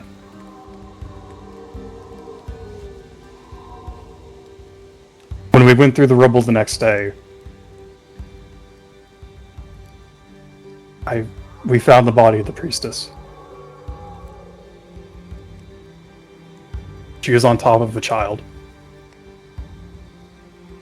The priestess was burned beyond recognition, but the child lived. On the fringe of death herself, but she lived. I couldn't do it. I couldn't follow through with it. I paid enough sins that night. I had recently lost my wife and child in labor. So I took her in as my own, passed her off as the child surviving. I raised her in secret here, and that's all she knows. Even Dawn doesn't know.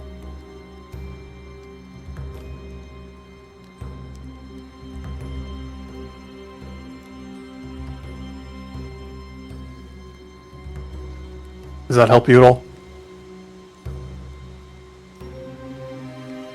I suppose it does, at least a little bit. Puts the piece of the puzzle together. Ironically, the only thing I could really give her was a name, and Dawn was fitting, I figured.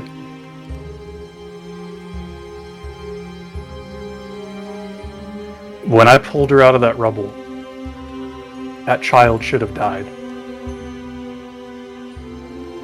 Nobody should survive a fire like that. But she did. You think she's celestial? I suspect. To what degree? I don't know. But as she grew older, the fires came out, the incidents, the episodes, they progressively got worse whenever she was angry, scared. I controlled them the best I could, but the only thing that I could ever find was holy water will sometimes hold it back for a time. So that's a very, very rare commodity in this day and age.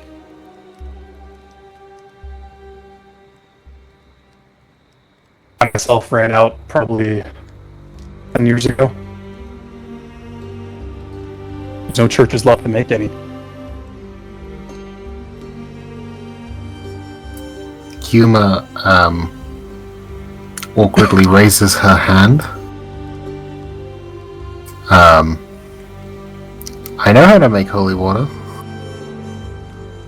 You see his like eyes widen. You do? Yeah. I'd need the reagents, some simple silver, and obviously some water, but Who's your patron?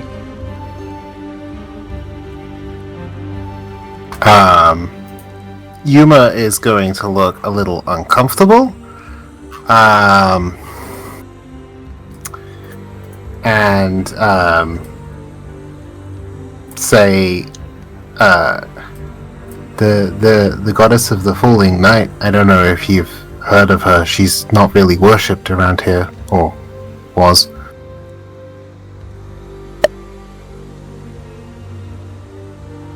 He kind of raises an eyebrow. I thought her temples went down in the final city.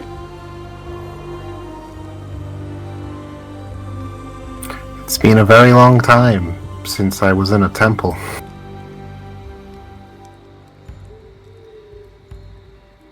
Huh. That... We've had practitioners of...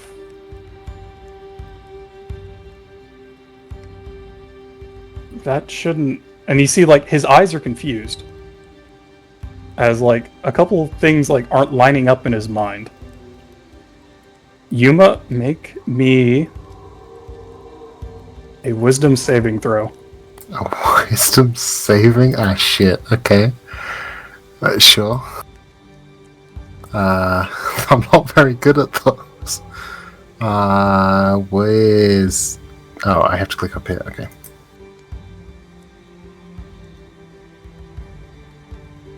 Not one. Oh boy. I gotta roll something on my side. Hang on. Private roll, private roll. For mysterious reasons, Yuma, the cleric, air quotes, has never been very good at wisdom saving throws.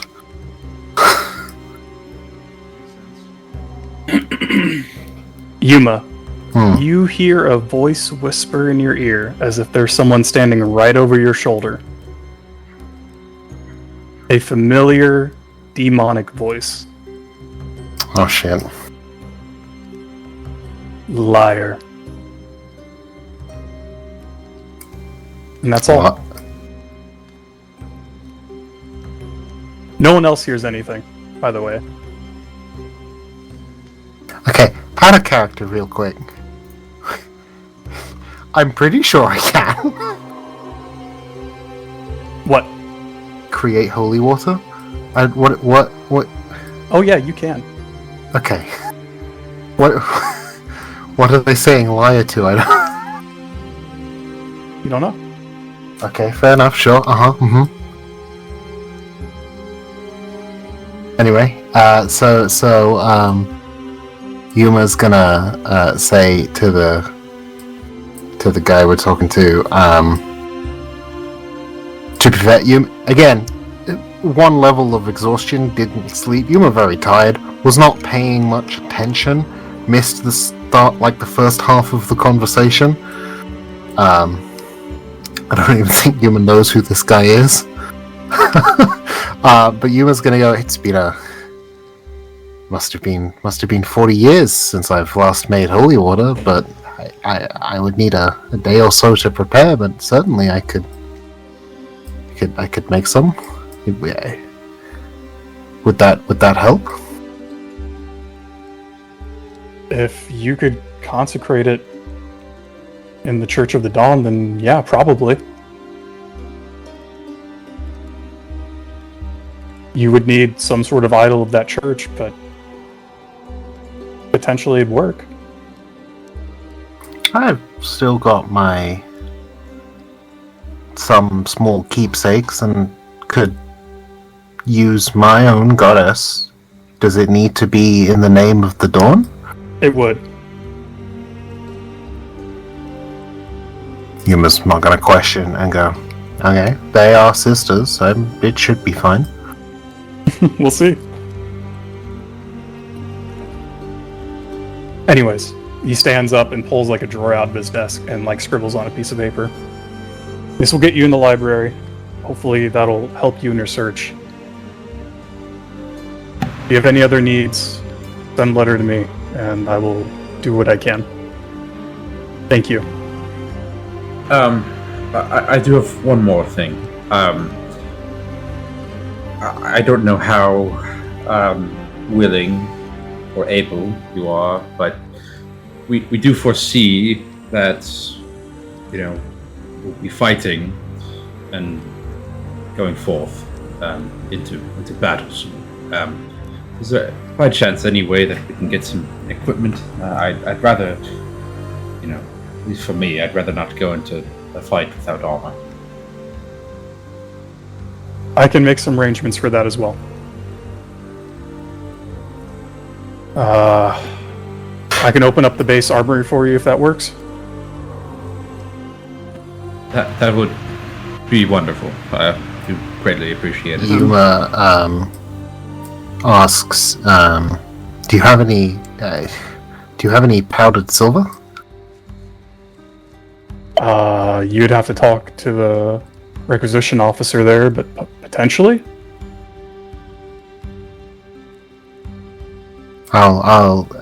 That is a component of the ritual to bless and consecrate the water. So,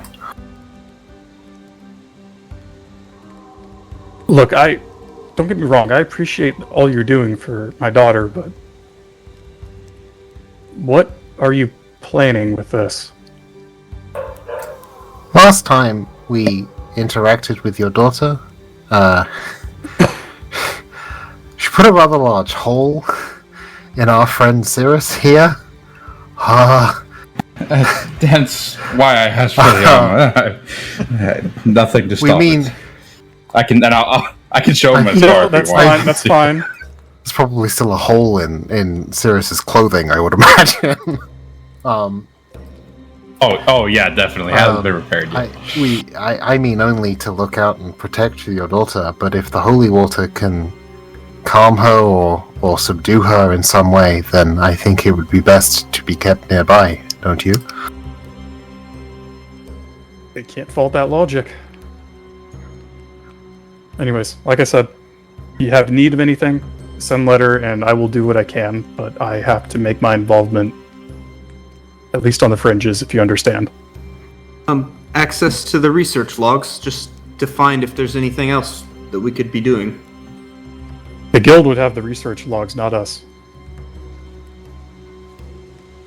Do you have plants in this district? He kind of cocks his head. I don't think anybody has plants. Okay. Or he kind of shakes his head. Whatever. Anyways, In any case, I think we will do what we can from here. We appreciate your help. of course. And he kind of looks back at Cyrus. I would advise keeping your head down around the castle, if I were you. Because of the spa? You probably ruffled a few feathers with that. Hopefully the guards will keep silent, but if they don't, well, I think you broke a few to be upon you. more like one of the princes. You kind of spat in the face of tradition here, so good luck to you, my friend.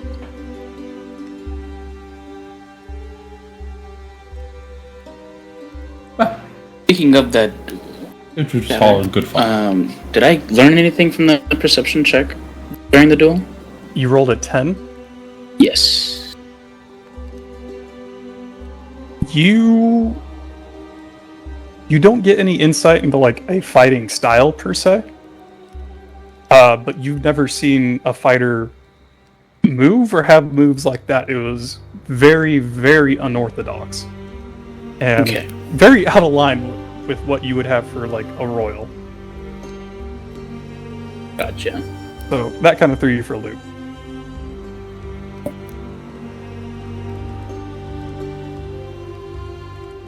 Anyways, your guide will take you to the armory and then the library afterwards, if that works for you.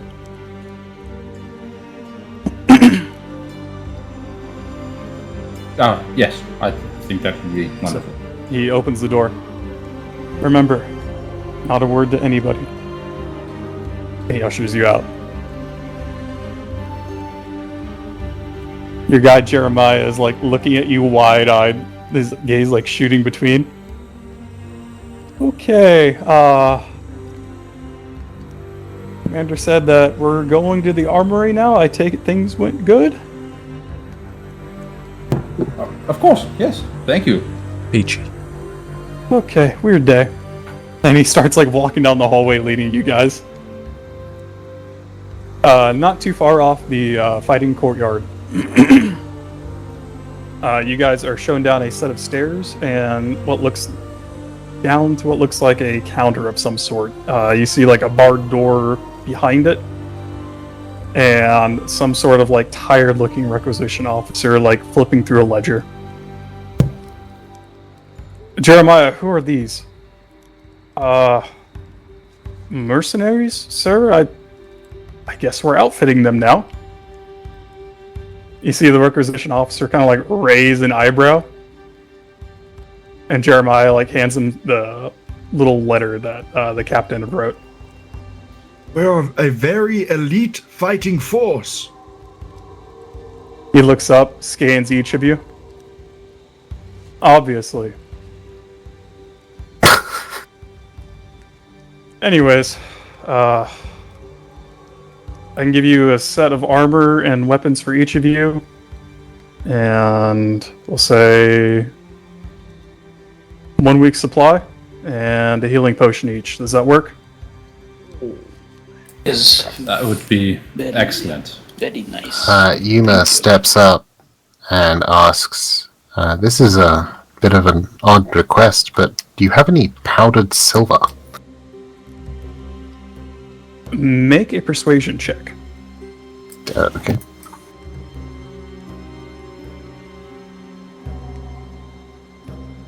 Would that be just like a regular potion?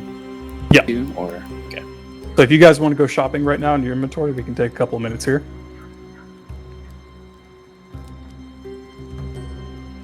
15. With disadvantage from the exhaustion. I was not expecting that to go well. He kind of like chews on his lip for a second. I think we have some in the back. I'll see what I can do. He comes back shortly after with a small sack for you. Dope. I assume it's enough to maybe like 2 castings or something? Yep. Perfect. We'll go 3 castings. 3? Okay, bet.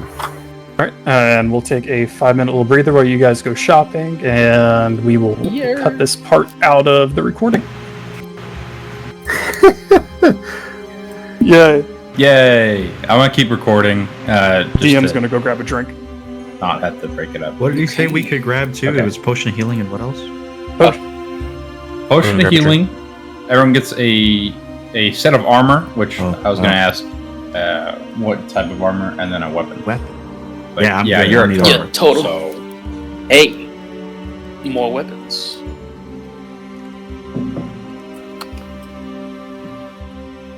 oh, and then a week's Rations. supply of, I guess, supplies, rations. So, Yeah, rations. What is 3 castings of this?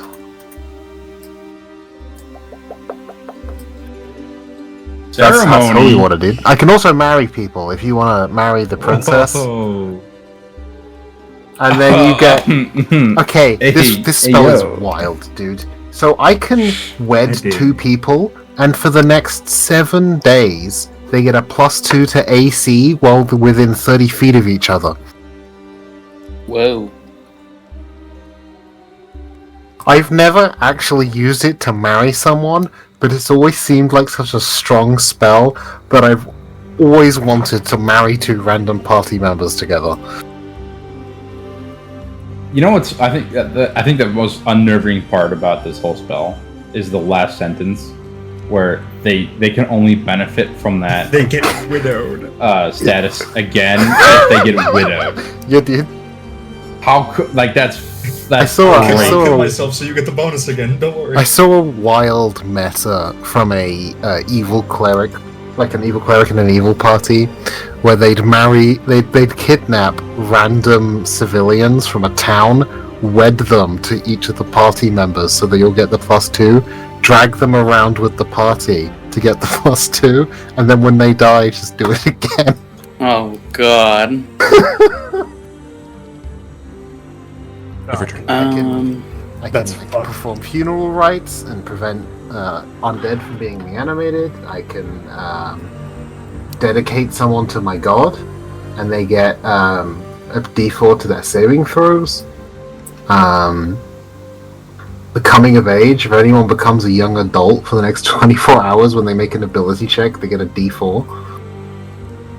And then, lastly, bless water, I can make holy water with, I think it's 25 something worth of, 25 GP worth of powdered silver. So I assume that means he gave me 75 GP worth of powdered silver. Yep. To cast it 3 times. Any special staffs in there, or just regular staff? You can get you a staff. You're not. You guys aren't getting special weapons. It's just you're finally getting outfitted with basic equipment. I just want armor. I just want to see what the best armor. Do you want like plate armor? He won't give you plate. He'll give you half. That would be excellent. Oh well, whatever he wants to give. Yeah, I was gonna ask what kind of and whatever's what is.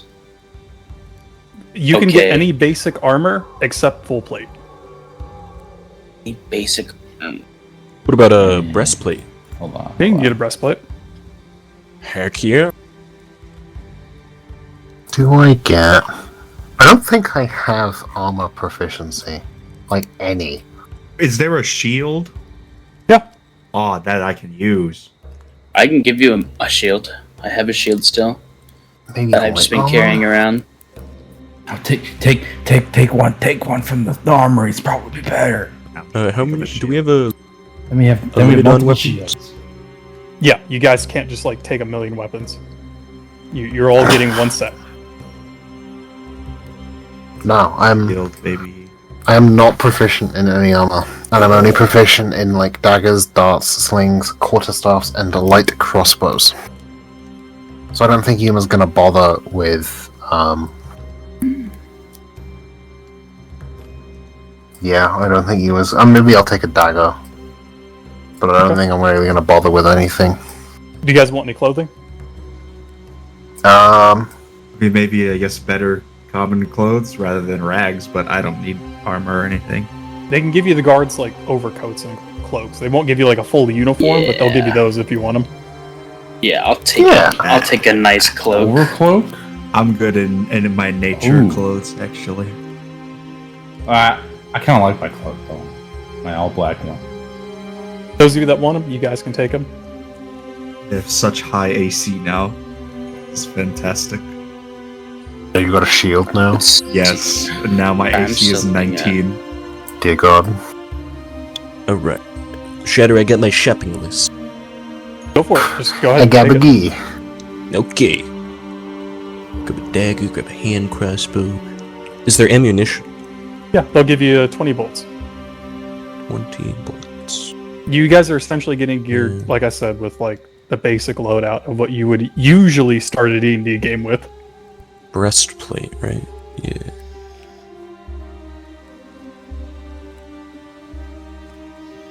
Congrats, you're getting basic level equipment at level 3 now. Yippee! Yeah, this is sucked. Not changing my AC. Wait, huh? That's why. I'm taking scale mail. I think that's the way to go. I'm looking. Hold on.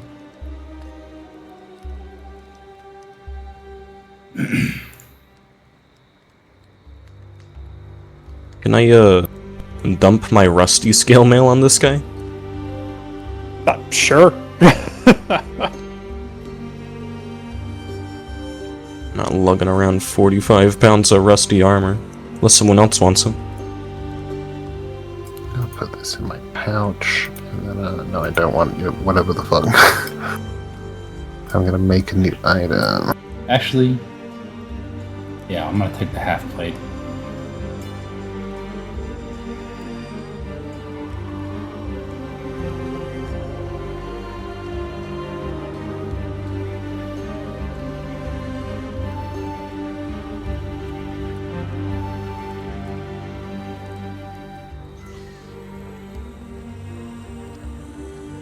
Yeah, I mean,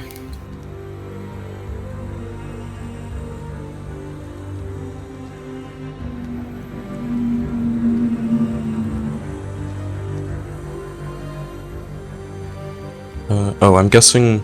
Do they have a bolt case? Yeah. You'll get a like basic quiver.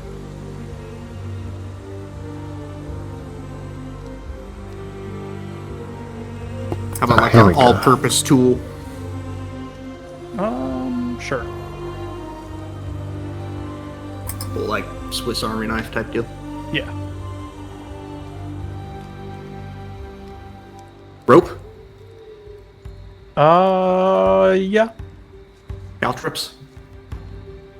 No.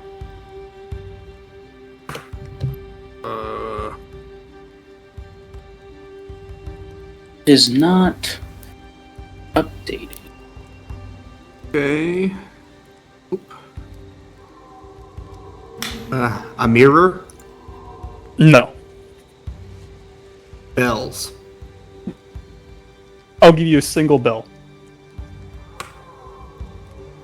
Chalk? A what?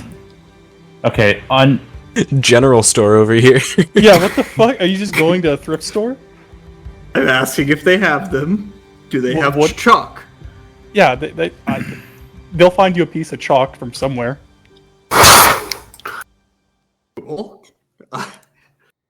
in the L section there is a long ship. Can we request Go one of fucking those? kill yourself. Do they have Kellogg's Frosted Flakes? Oddly enough, yeah. I would like my stock standard medicinal M1 Abrams, please. Yes. Yes, please. Thank you. I have a permit. We'll drive that bitch right in a fucking missile. So it's gonna be great. Oh, we'll see how long that fucking shield lasts. We put a fucking sable Titans? around through it. Yeah. I'm looking for an extremely powerful magical artifact to get through the wizard's like dome shield thing. It's known colloquially as the Uno reverse card. Pulley. No. God. No. You building No, I know something what over you're here? building. We're gonna build going on? That's what Scooby Doo in our party. Weapons. Yeah, it just clicked for me. You son of it a just bitch. clicked for me as well. Trebuchet. Fred's over here building a trap for the monster. Put it right outside the tree. Bodies. Okay, last thing. Jesus Christ. Serious question. Like something I can put paper in to keep it from getting wet, like a scroll tube or something. Yeah, they have a wax seal case.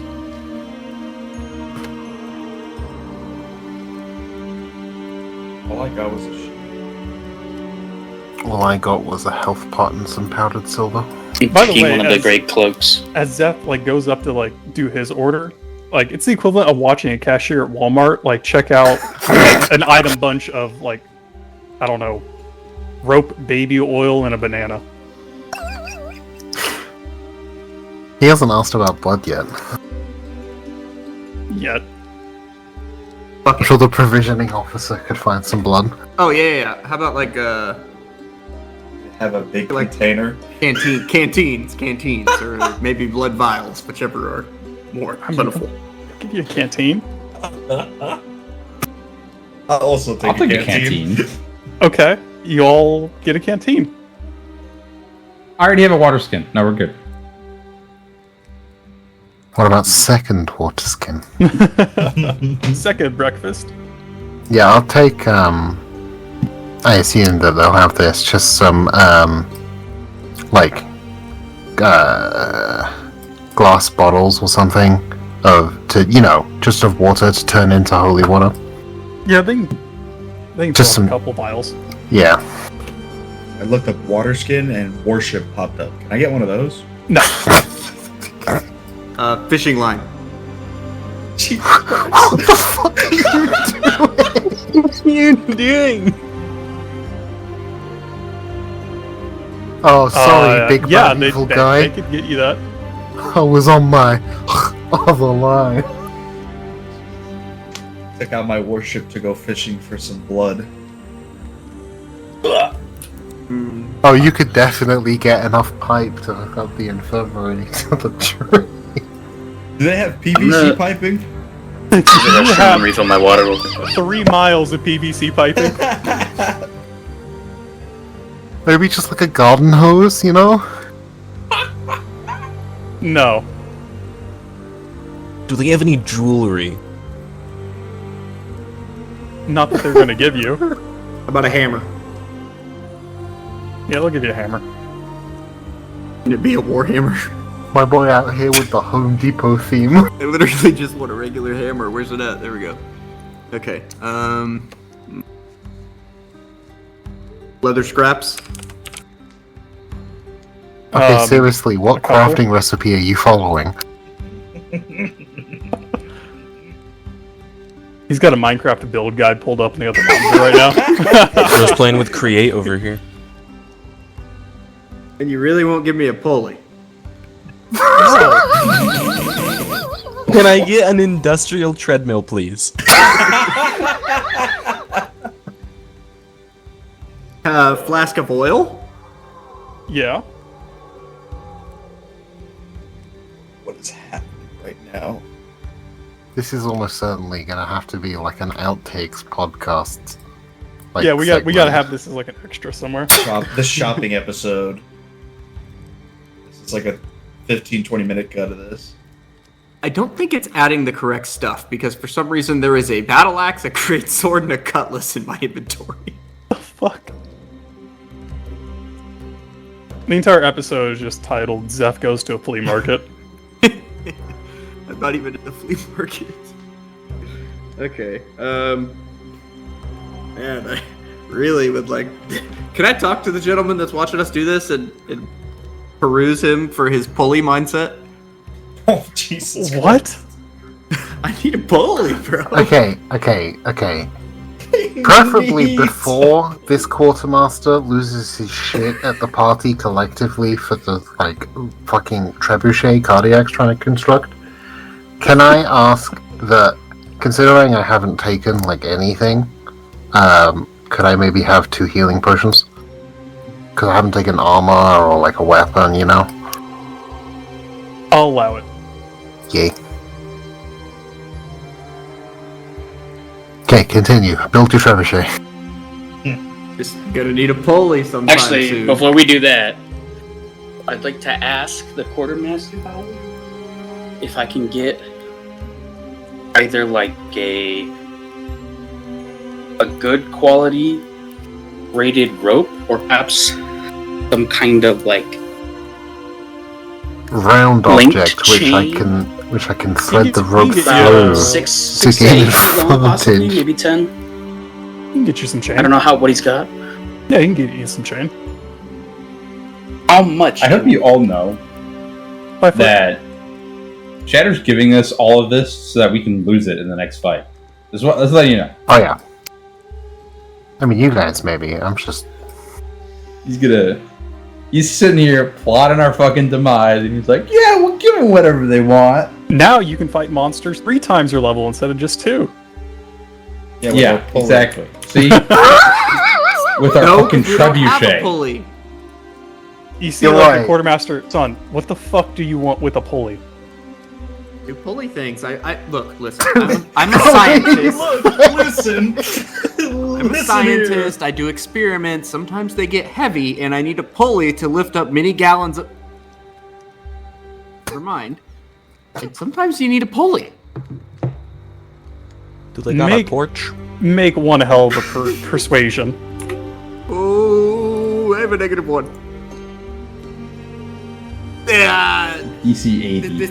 May I RP this? Yep. So look, listen, buddy, and I'll walk up to him and I'll like throw my arm around his shoulder. I'll be like, "You and me, we're just alike. You and I, we both love pulleys. So I know you got them in here. Where they at?" Son, I'm gonna give you 5 seconds before I nail you to this counter. Yeah, I'll very quickly walk away and disregard that completely. I'll find. I'm just gonna stink eye him as I walk up to Zeph. Just, Oh my god. Okay. Is there anything else that you guys want Never from the flea done. market? Apparatus of the crab. I know exactly what that is, and no. I have no idea what it is. It just sounded funny. Hooded lantern. You'll give you one. For chance handcuffs. Why do Okay, now he's getting concerned. What? I'm gonna turn around and be like, you know, I'm gonna give you some handcuffs. I'm just gonna fucking just hold your hands behind your back. You're done. You're out of here. You're under arrest. Okay. Can I get a set of cook's utensils? Yes. We will give you that. Oh, can I? Oh, I want one of those as well. Do you want a whole ass cooking pot? I want. Heck yeah. Yeah, Take the yes, pot. I want it all. I mean, I totally accidentally grabbed that because I put that as my feet and it gave it to me. But yes, I want cook's utensils. He will give you an entire mess kit. Oh yes, Whoa! I can. Oh, I'm gonna look over the party. He's super excited. I'm Did cooking he give us dinner. rations? Hey. You got a Chef week of Moss is in business. Thieves' tools. Does he have thieves' tools? Do you ask the quartermaster for thieves' tools? I'm not gonna ask the quartermaster for thieves' tools. I'm gonna look around the shelves and stuff. Okay. Alright, that's it. We're done. Nothing else. They don't have anything else. It's They're gone. empty. They're out of everything. You watch No, Jared I'll go up like, to the quartermaster. looking on laughing as he watches Cyrus like bodily dragging out a couple of the party members. I'll ask the quartermaster for We're taking all their shit. key, if he knows what I mean. Oh my god. It's for important work, No. Cyrus. Important work. No. Anyways, getting back to it, you guys ascend the stairs out of the quartermaster's office and back out into the courtyard. If you'll follow me, I can take you to the library if that works for you. That would be wonderful. Anywhere that's not here. people are going overboard. All right. As you guys kind of like start walking and skirting the edge of the courtyard, make a perception check.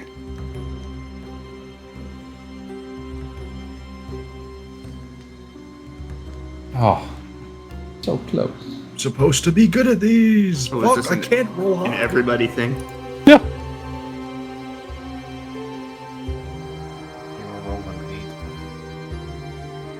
Is the Lost Church of the Dawn, is it in the noble sector or the one that was burned down? It was in the south. It was in the poor sector? Oh, shit. All right. Wow, that is some shit rolls from everybody. The south, you mean the blood sector? Got a 15. Yep. Grind Mossback. As you're kind of walking along, you hear another set of footsteps behind you, kind of trailing you guys. As you like casually look over your shoulder, you see a very nonchalantly acting young woman following you. She looks familiar. I'm going to quickly look away and like nudge Cyrus just slightly. Don't speak. Behind us. I'll slowly just, look Are behind you being stealthy about this? for a moment. Just kind of, I'll just kind of like. All right, go ahead and look- give me a look stealth check around. here. Well, with my new armor, that means Wait, hold on. disadvantage. That takes like an hour or some shit to equip. How the fuck did you put that on? I'm assuming that Well, shopping. Yeah, I don't took know. it We out. probably had We had enough time. we had an hour between Yeah, people we had ordering Got this things, so scroll of like 12 feet long and was like, And pulley, it's like- pulley. no, it wasn't 12 feet long. You had 12 different scrolls because you didn't ask for things involved. You just asked one at a time. So you went and grabbed it and then came back. Had to flip the page real quick. I have my armor. Give me the stealth check. With It's disadvantage. on. That's what this comes down to. Hey, that's not bad. 11. It's not good enough. You watch as It's not. Cyrus kind of like turns his head, and you hear a squeak as his armor plating turns. Right, you forgot to oil it. Oh, sorry. It's new. It's new. I gotta break it in a little bit. As you do, you meet the kind of eyes of this woman. and you see her expression lights up as she skips towards you guys and falls in with you. So what are you all doing? Is it the princess? Oh, you. I'll kind of. No, go. Oh, go ahead. I was just to say, I match your face. Oh, you know. I have so many questions. I guess we're pretty much done for the day. How are you doing after your fight? Oh, bored. Very, very bored. Anyways, Not much to do around here. She looks around at the entirely empty corridors and hallways around you. No, not much. How old is she? Make a perception. Boy.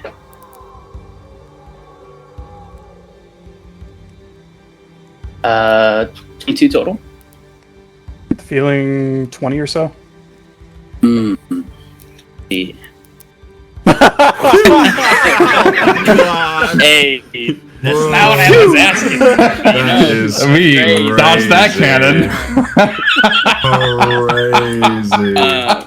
Would I recognize her from my past?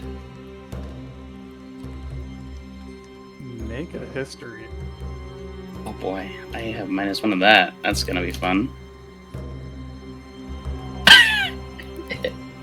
That's a 5. No, you do not. Damn. Anyways, what? You know, you almost got me in trouble. Oh, I'm sure that will. Anyways, my name is Scarlet. Who are your guys' names? I am Mapulaki. I am Chef Moss. Is that first I name, am- surname, or? My name is Chef Moss, and I'll show off my new kitchen set. She kind of cocks an eyebrow, smiles. So, should I call you Chef all the time? Or Mr. Moss? Chef is fine. Chef would be great. Okay. And she looks towards the rest of you. Cyrus. John. Zeph. Wait, John. John. John? Oh, Your name was Jack. John. You don't remember? He's the one with the J. Keen mind. He said Jack. That reminds me. Cyrus is Here. confused. Yeah, I lied. Make an investigation. Oh? Who, me? Oh, yeah. Okay.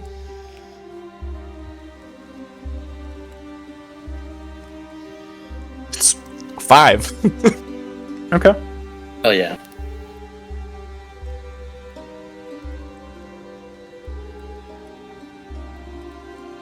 Alright. Nothing, on. I guess. Oh, Hang on. I thought we were just gonna move on.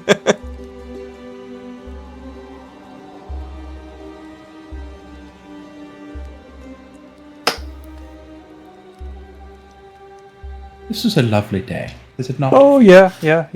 Same as any. Anyways, what are you guys doing? Where are you going? Well, to the library. The library. To read. I love reading. You love Yes. reading. Some of us, at least. I can't say I Yes. do too much. You see, as you guys are Seems good. walking the hallways, Jeremiah is uncomfortable now. And you see any of the servants or anything that are crossing your paths are finding other routes and options.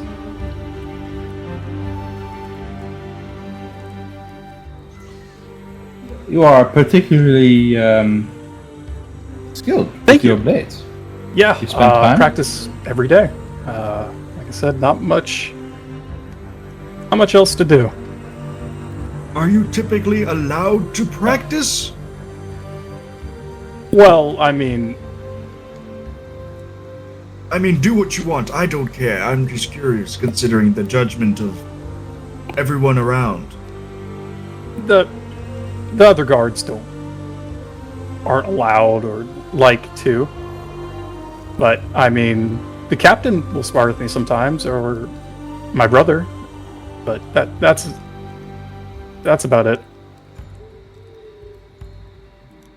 You seem to be quite the troublemaker, though, no? Can be. You see, like, she kind of smiles. You guys ever been to the fight pits?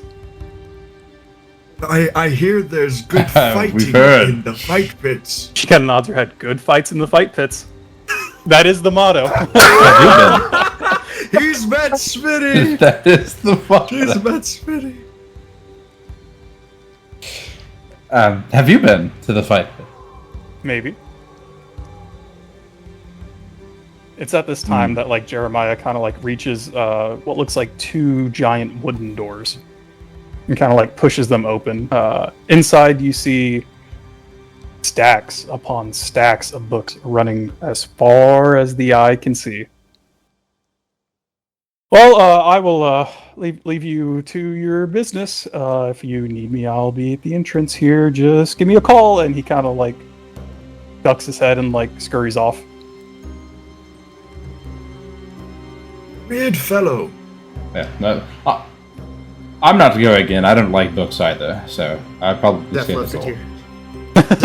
here. Zeph, I am I don't do much required? reading in my life. Yeah. Chef Moss. Follow. Okay.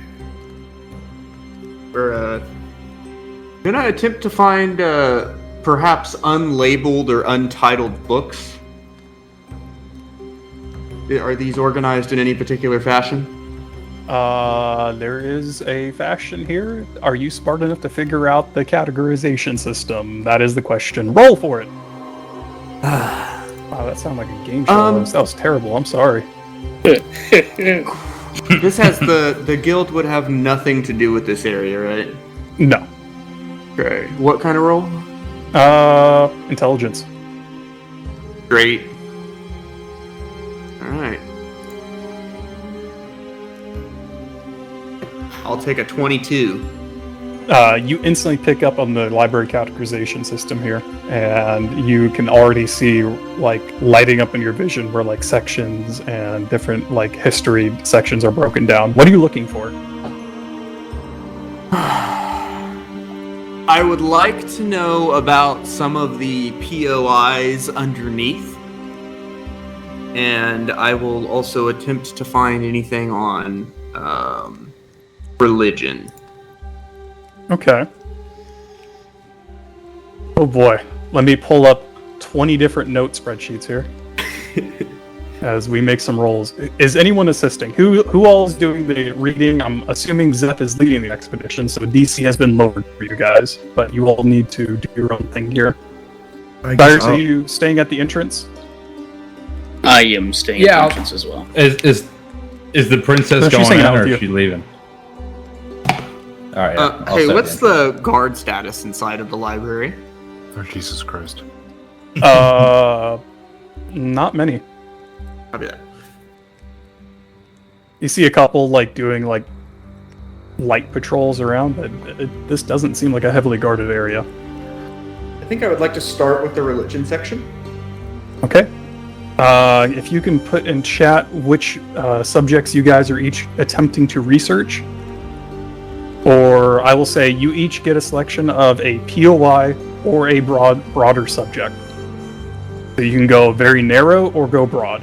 The amount of info that you get depends on your role and what you're seeking. Just before we do this research, because Yuma wasn't really paying attention to before burning of the church was mentioned. What can Yuma ask Zeph for a quick recap of the first half about why the church being burned down is significant to Dawn? Like the first half of the combo that Yuma wasn't really paying attention to. Is this out of character you need a recap? Or... Both. Okay. So In character, Yuma wasn't paying attention. Out of character, I wasn't paying attention because Yuma wasn't paying attention. So Yuma, basically during the final war ages, many of the humans' numbers fell alongside the greatest heroes. Worship continued after a lot of the gods had died, but it waned considerably after the coming years, after the prayers were left unanswered and their voices grew silent. The final kind of church that was left down here of Imera was the goddess of dawn, was burnt to the ground, and I'll like lean in and whisper about the king's bastard daughter, Dawn, that stabbed our friend, and that's why her churches were burnt down, because the queen was very pissed off about it. Why was the queen pissed off at the churches for the bastard child? Because the mother of the child was a priestess at the Church of Dawn, or of Imera, okay. the goddess of dawn. Okay. All dots connected. Yuma, as you explain the story, Yuma sighs and mutters under her breath, "Oh, I remember." I love it, like about all of the faith waning and prayers and priests being angry. Yuma is very familiar. And then Yuma is going to look for information, because she's not very well versed in her goddess's sibling. Information on the goddess of the dawn in relation to celestials produced from her bloodline. If that makes sense, Shadow. Yes. Yeah, I'm basically looking for any past examples of celestials of the dawn that descend from the dawn, or common traits shared between them. Okay. Oh boy. Oh boy, oh boy, oh boy. Okay. The DM is excited. Everybody go ahead, like I said, drop your thing in chat here. What subject or POI or subject of research you guys are doing, and we'll run through it that way.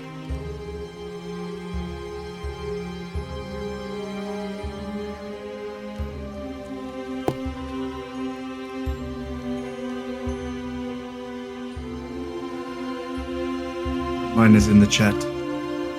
Alright. Animal and tree life. Jeff's looking at religions of the world, specifically looking for stuff relating to Imera, but knows it's probably stricken from the text. So I'm looking for clues that other books maybe aren't specifically targeting Imera, that may have slipped through the cracks of them filtering out those books. Okay. Right. Brief thing on chat, because I gotta pull notes here.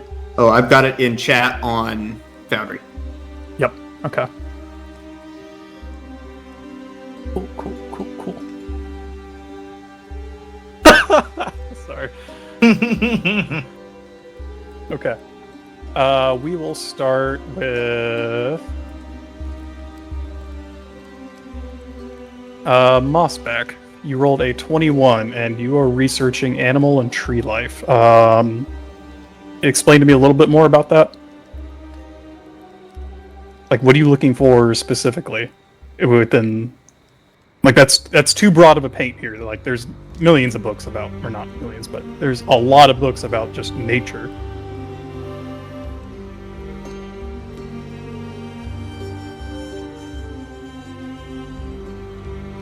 Effort? Oh, more specifically, like, either for animals, like, possibly a picture book, and like a child's book of, like, this is a bear with big teeth and big claws, usually about this big. Or if I can't find something like that, like something a bit just descriptive about animals, and also just tree and or plant life in general, like how they used to work, like where they, like, you know, they fed off the sun, and, you know, they... Okay. So you're doing more of a background research for yourself. Yeah. Okay. You find a basic, like, herbology introduction, and, like, a basic animal introduction of, like, it's more of like a children's storybook, but it has, like, images and paintings inside of it for some of the animals. Like, this is a wolf. Wolf go howl. Like it's a fucking speak and spell or whatever the hell it is. Sure. Would it be enough for me to wild shape? With the 21, I will say you can. I'll give you 2 animals that you can get enough description off of the wild shape. Common animals, not like crazy ones. Okay. I'll ask more about that later. Yep. Alright, Pierre. Go ahead and make a roll for you. You're researching the Iron Dickhead, the Duke. Would that be investigation? Yes. And I'm going to do the pop and the pop.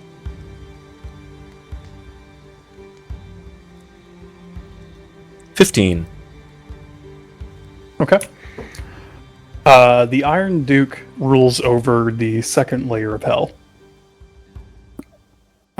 He is known as not a very erratic individual. He's very cold, calculating. And you do actually find reference to a right-hand man for the Duke. Or a right-hand devil, we should say. No name is mentioned, but it is referenced that the Iron Duke's head of his spy network is infamous in the devilish underworld for effectiveness of information gathering and tying up loose ends. Oof, loose ends. Alright. If you need any more strict info, we can get with afterwards, and I can give you a deeper dive here. But Sounds good. let's see, Zeph. Go ahead and roll yours. What would you like? Investigation? Yep.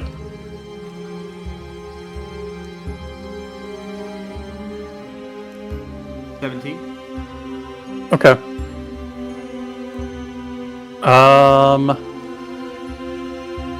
You and Yuma are researching essentially the same thing. Would you guys like to roll separate, or would you like to combine a roll for advantage here?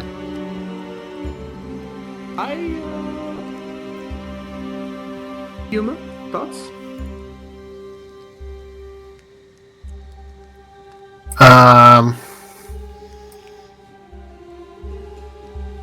Yeah, I'll take the help.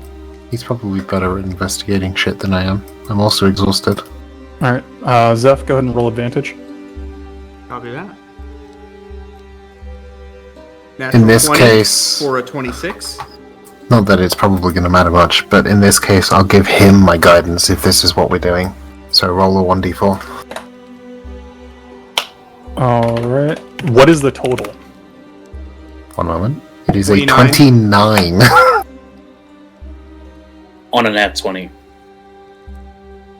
Yeah, it's a nat 20, and then it's a 29. Alright.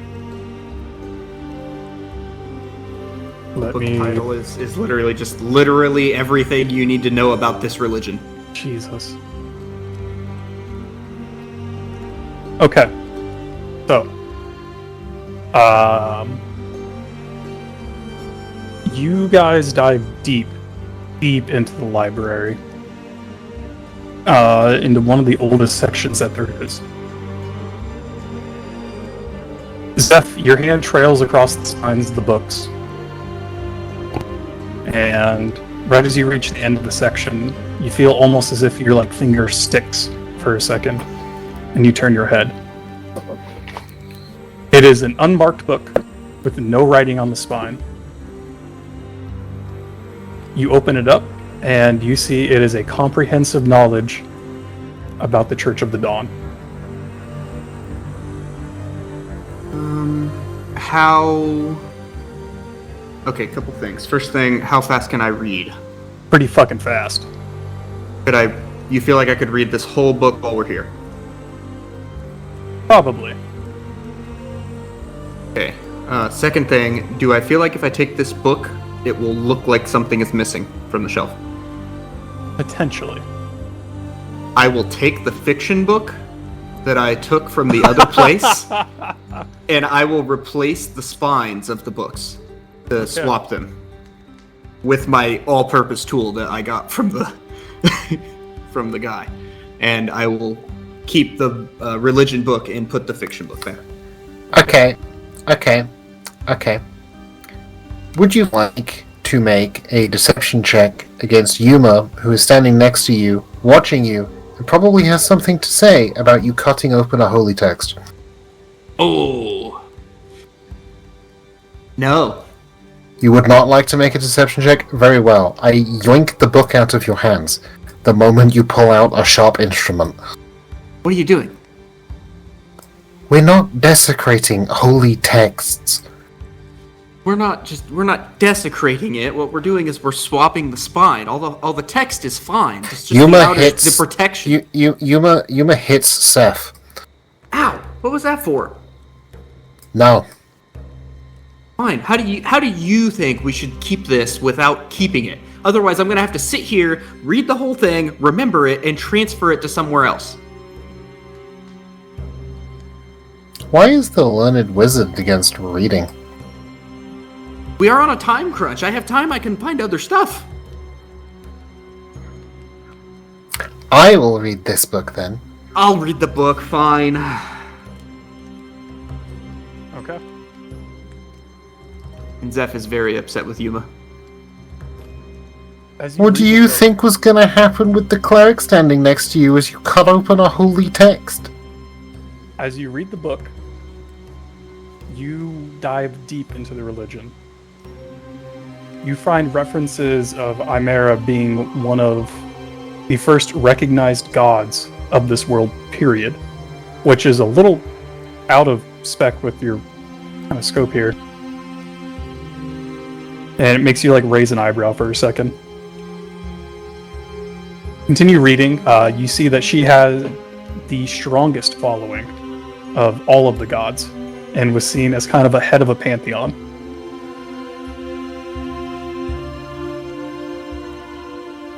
She was known as a lawful good deity with only a single known divine offspring, goddamn, line breaking away from her.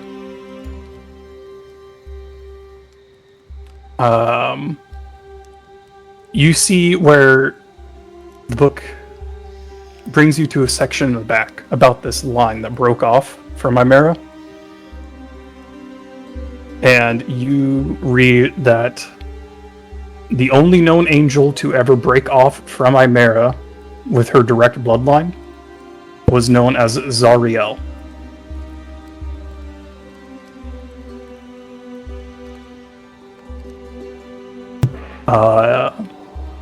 The book goes on to explain Zariel's actual fall from grace.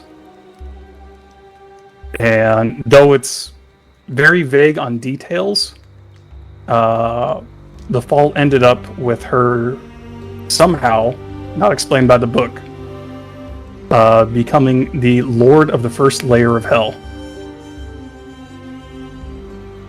Interesting. Very interesting. Does it have anything referencing... how old does this book appear? Very old. Copy that. Any specialized places of worship? Is there a headquarters, place of worship? There was a known large temple and monastery located deep in the north. That's all that's referenced. The names of lands and kingdoms don't really make sense to you anymore. Okay. And then specifically any major accomplishments from this deity?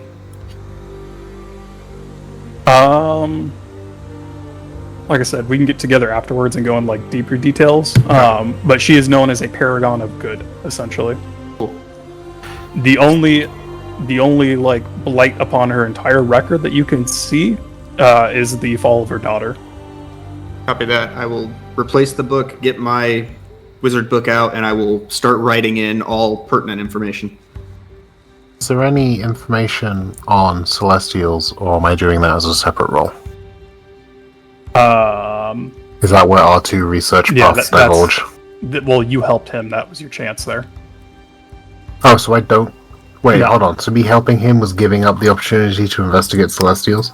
Yes. Oh, okay. Sorry. The book didn't mention anything about Celestials?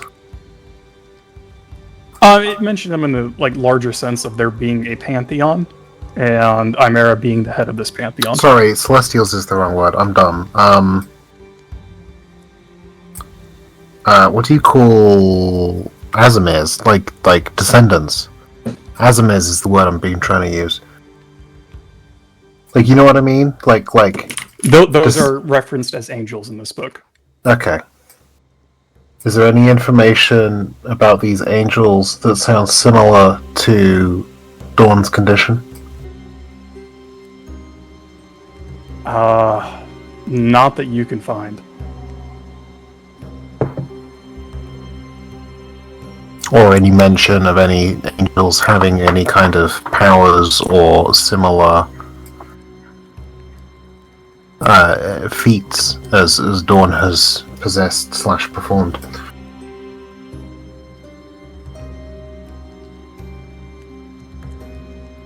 Make a religion check for me. Okay.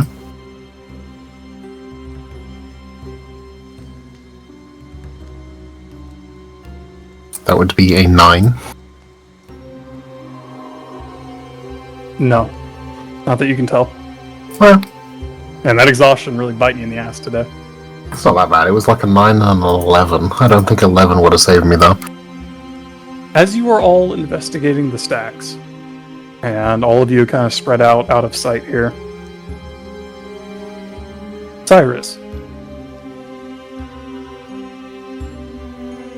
as you're kind of like looking around,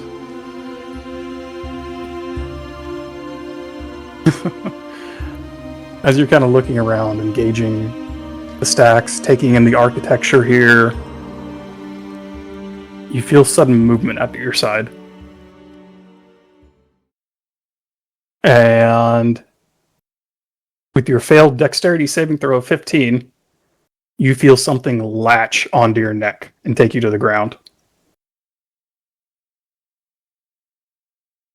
You crash into one of the wooden tables of the study hall here, in pain, and instantly feel your body lock up and paralyze as your gaze kind of rotates over, and you see a bloody smile look down at you from a familiar woman. You see her kind of lean back and then whisper in your ear, "Oh, we're gonna have fun." Oh, they fucking. No, they are not. And And would we're I gonna end the session not be there. watching that happen? Nope. You're farther in the stacks. I stayed with Smiley. You did? Yeah, I said I was gonna stay up front with him. Oh shit. Make a perception.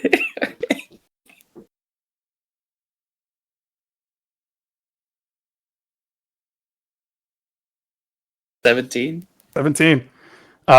You hear the table crash to your side as you saw this seemingly really friendly woman that you guys have been talking with jump on top of Smiley and bury her face in his neck as she ripped out part of his neck. Okay. But we're going to call a game there for tonight since we are out of time.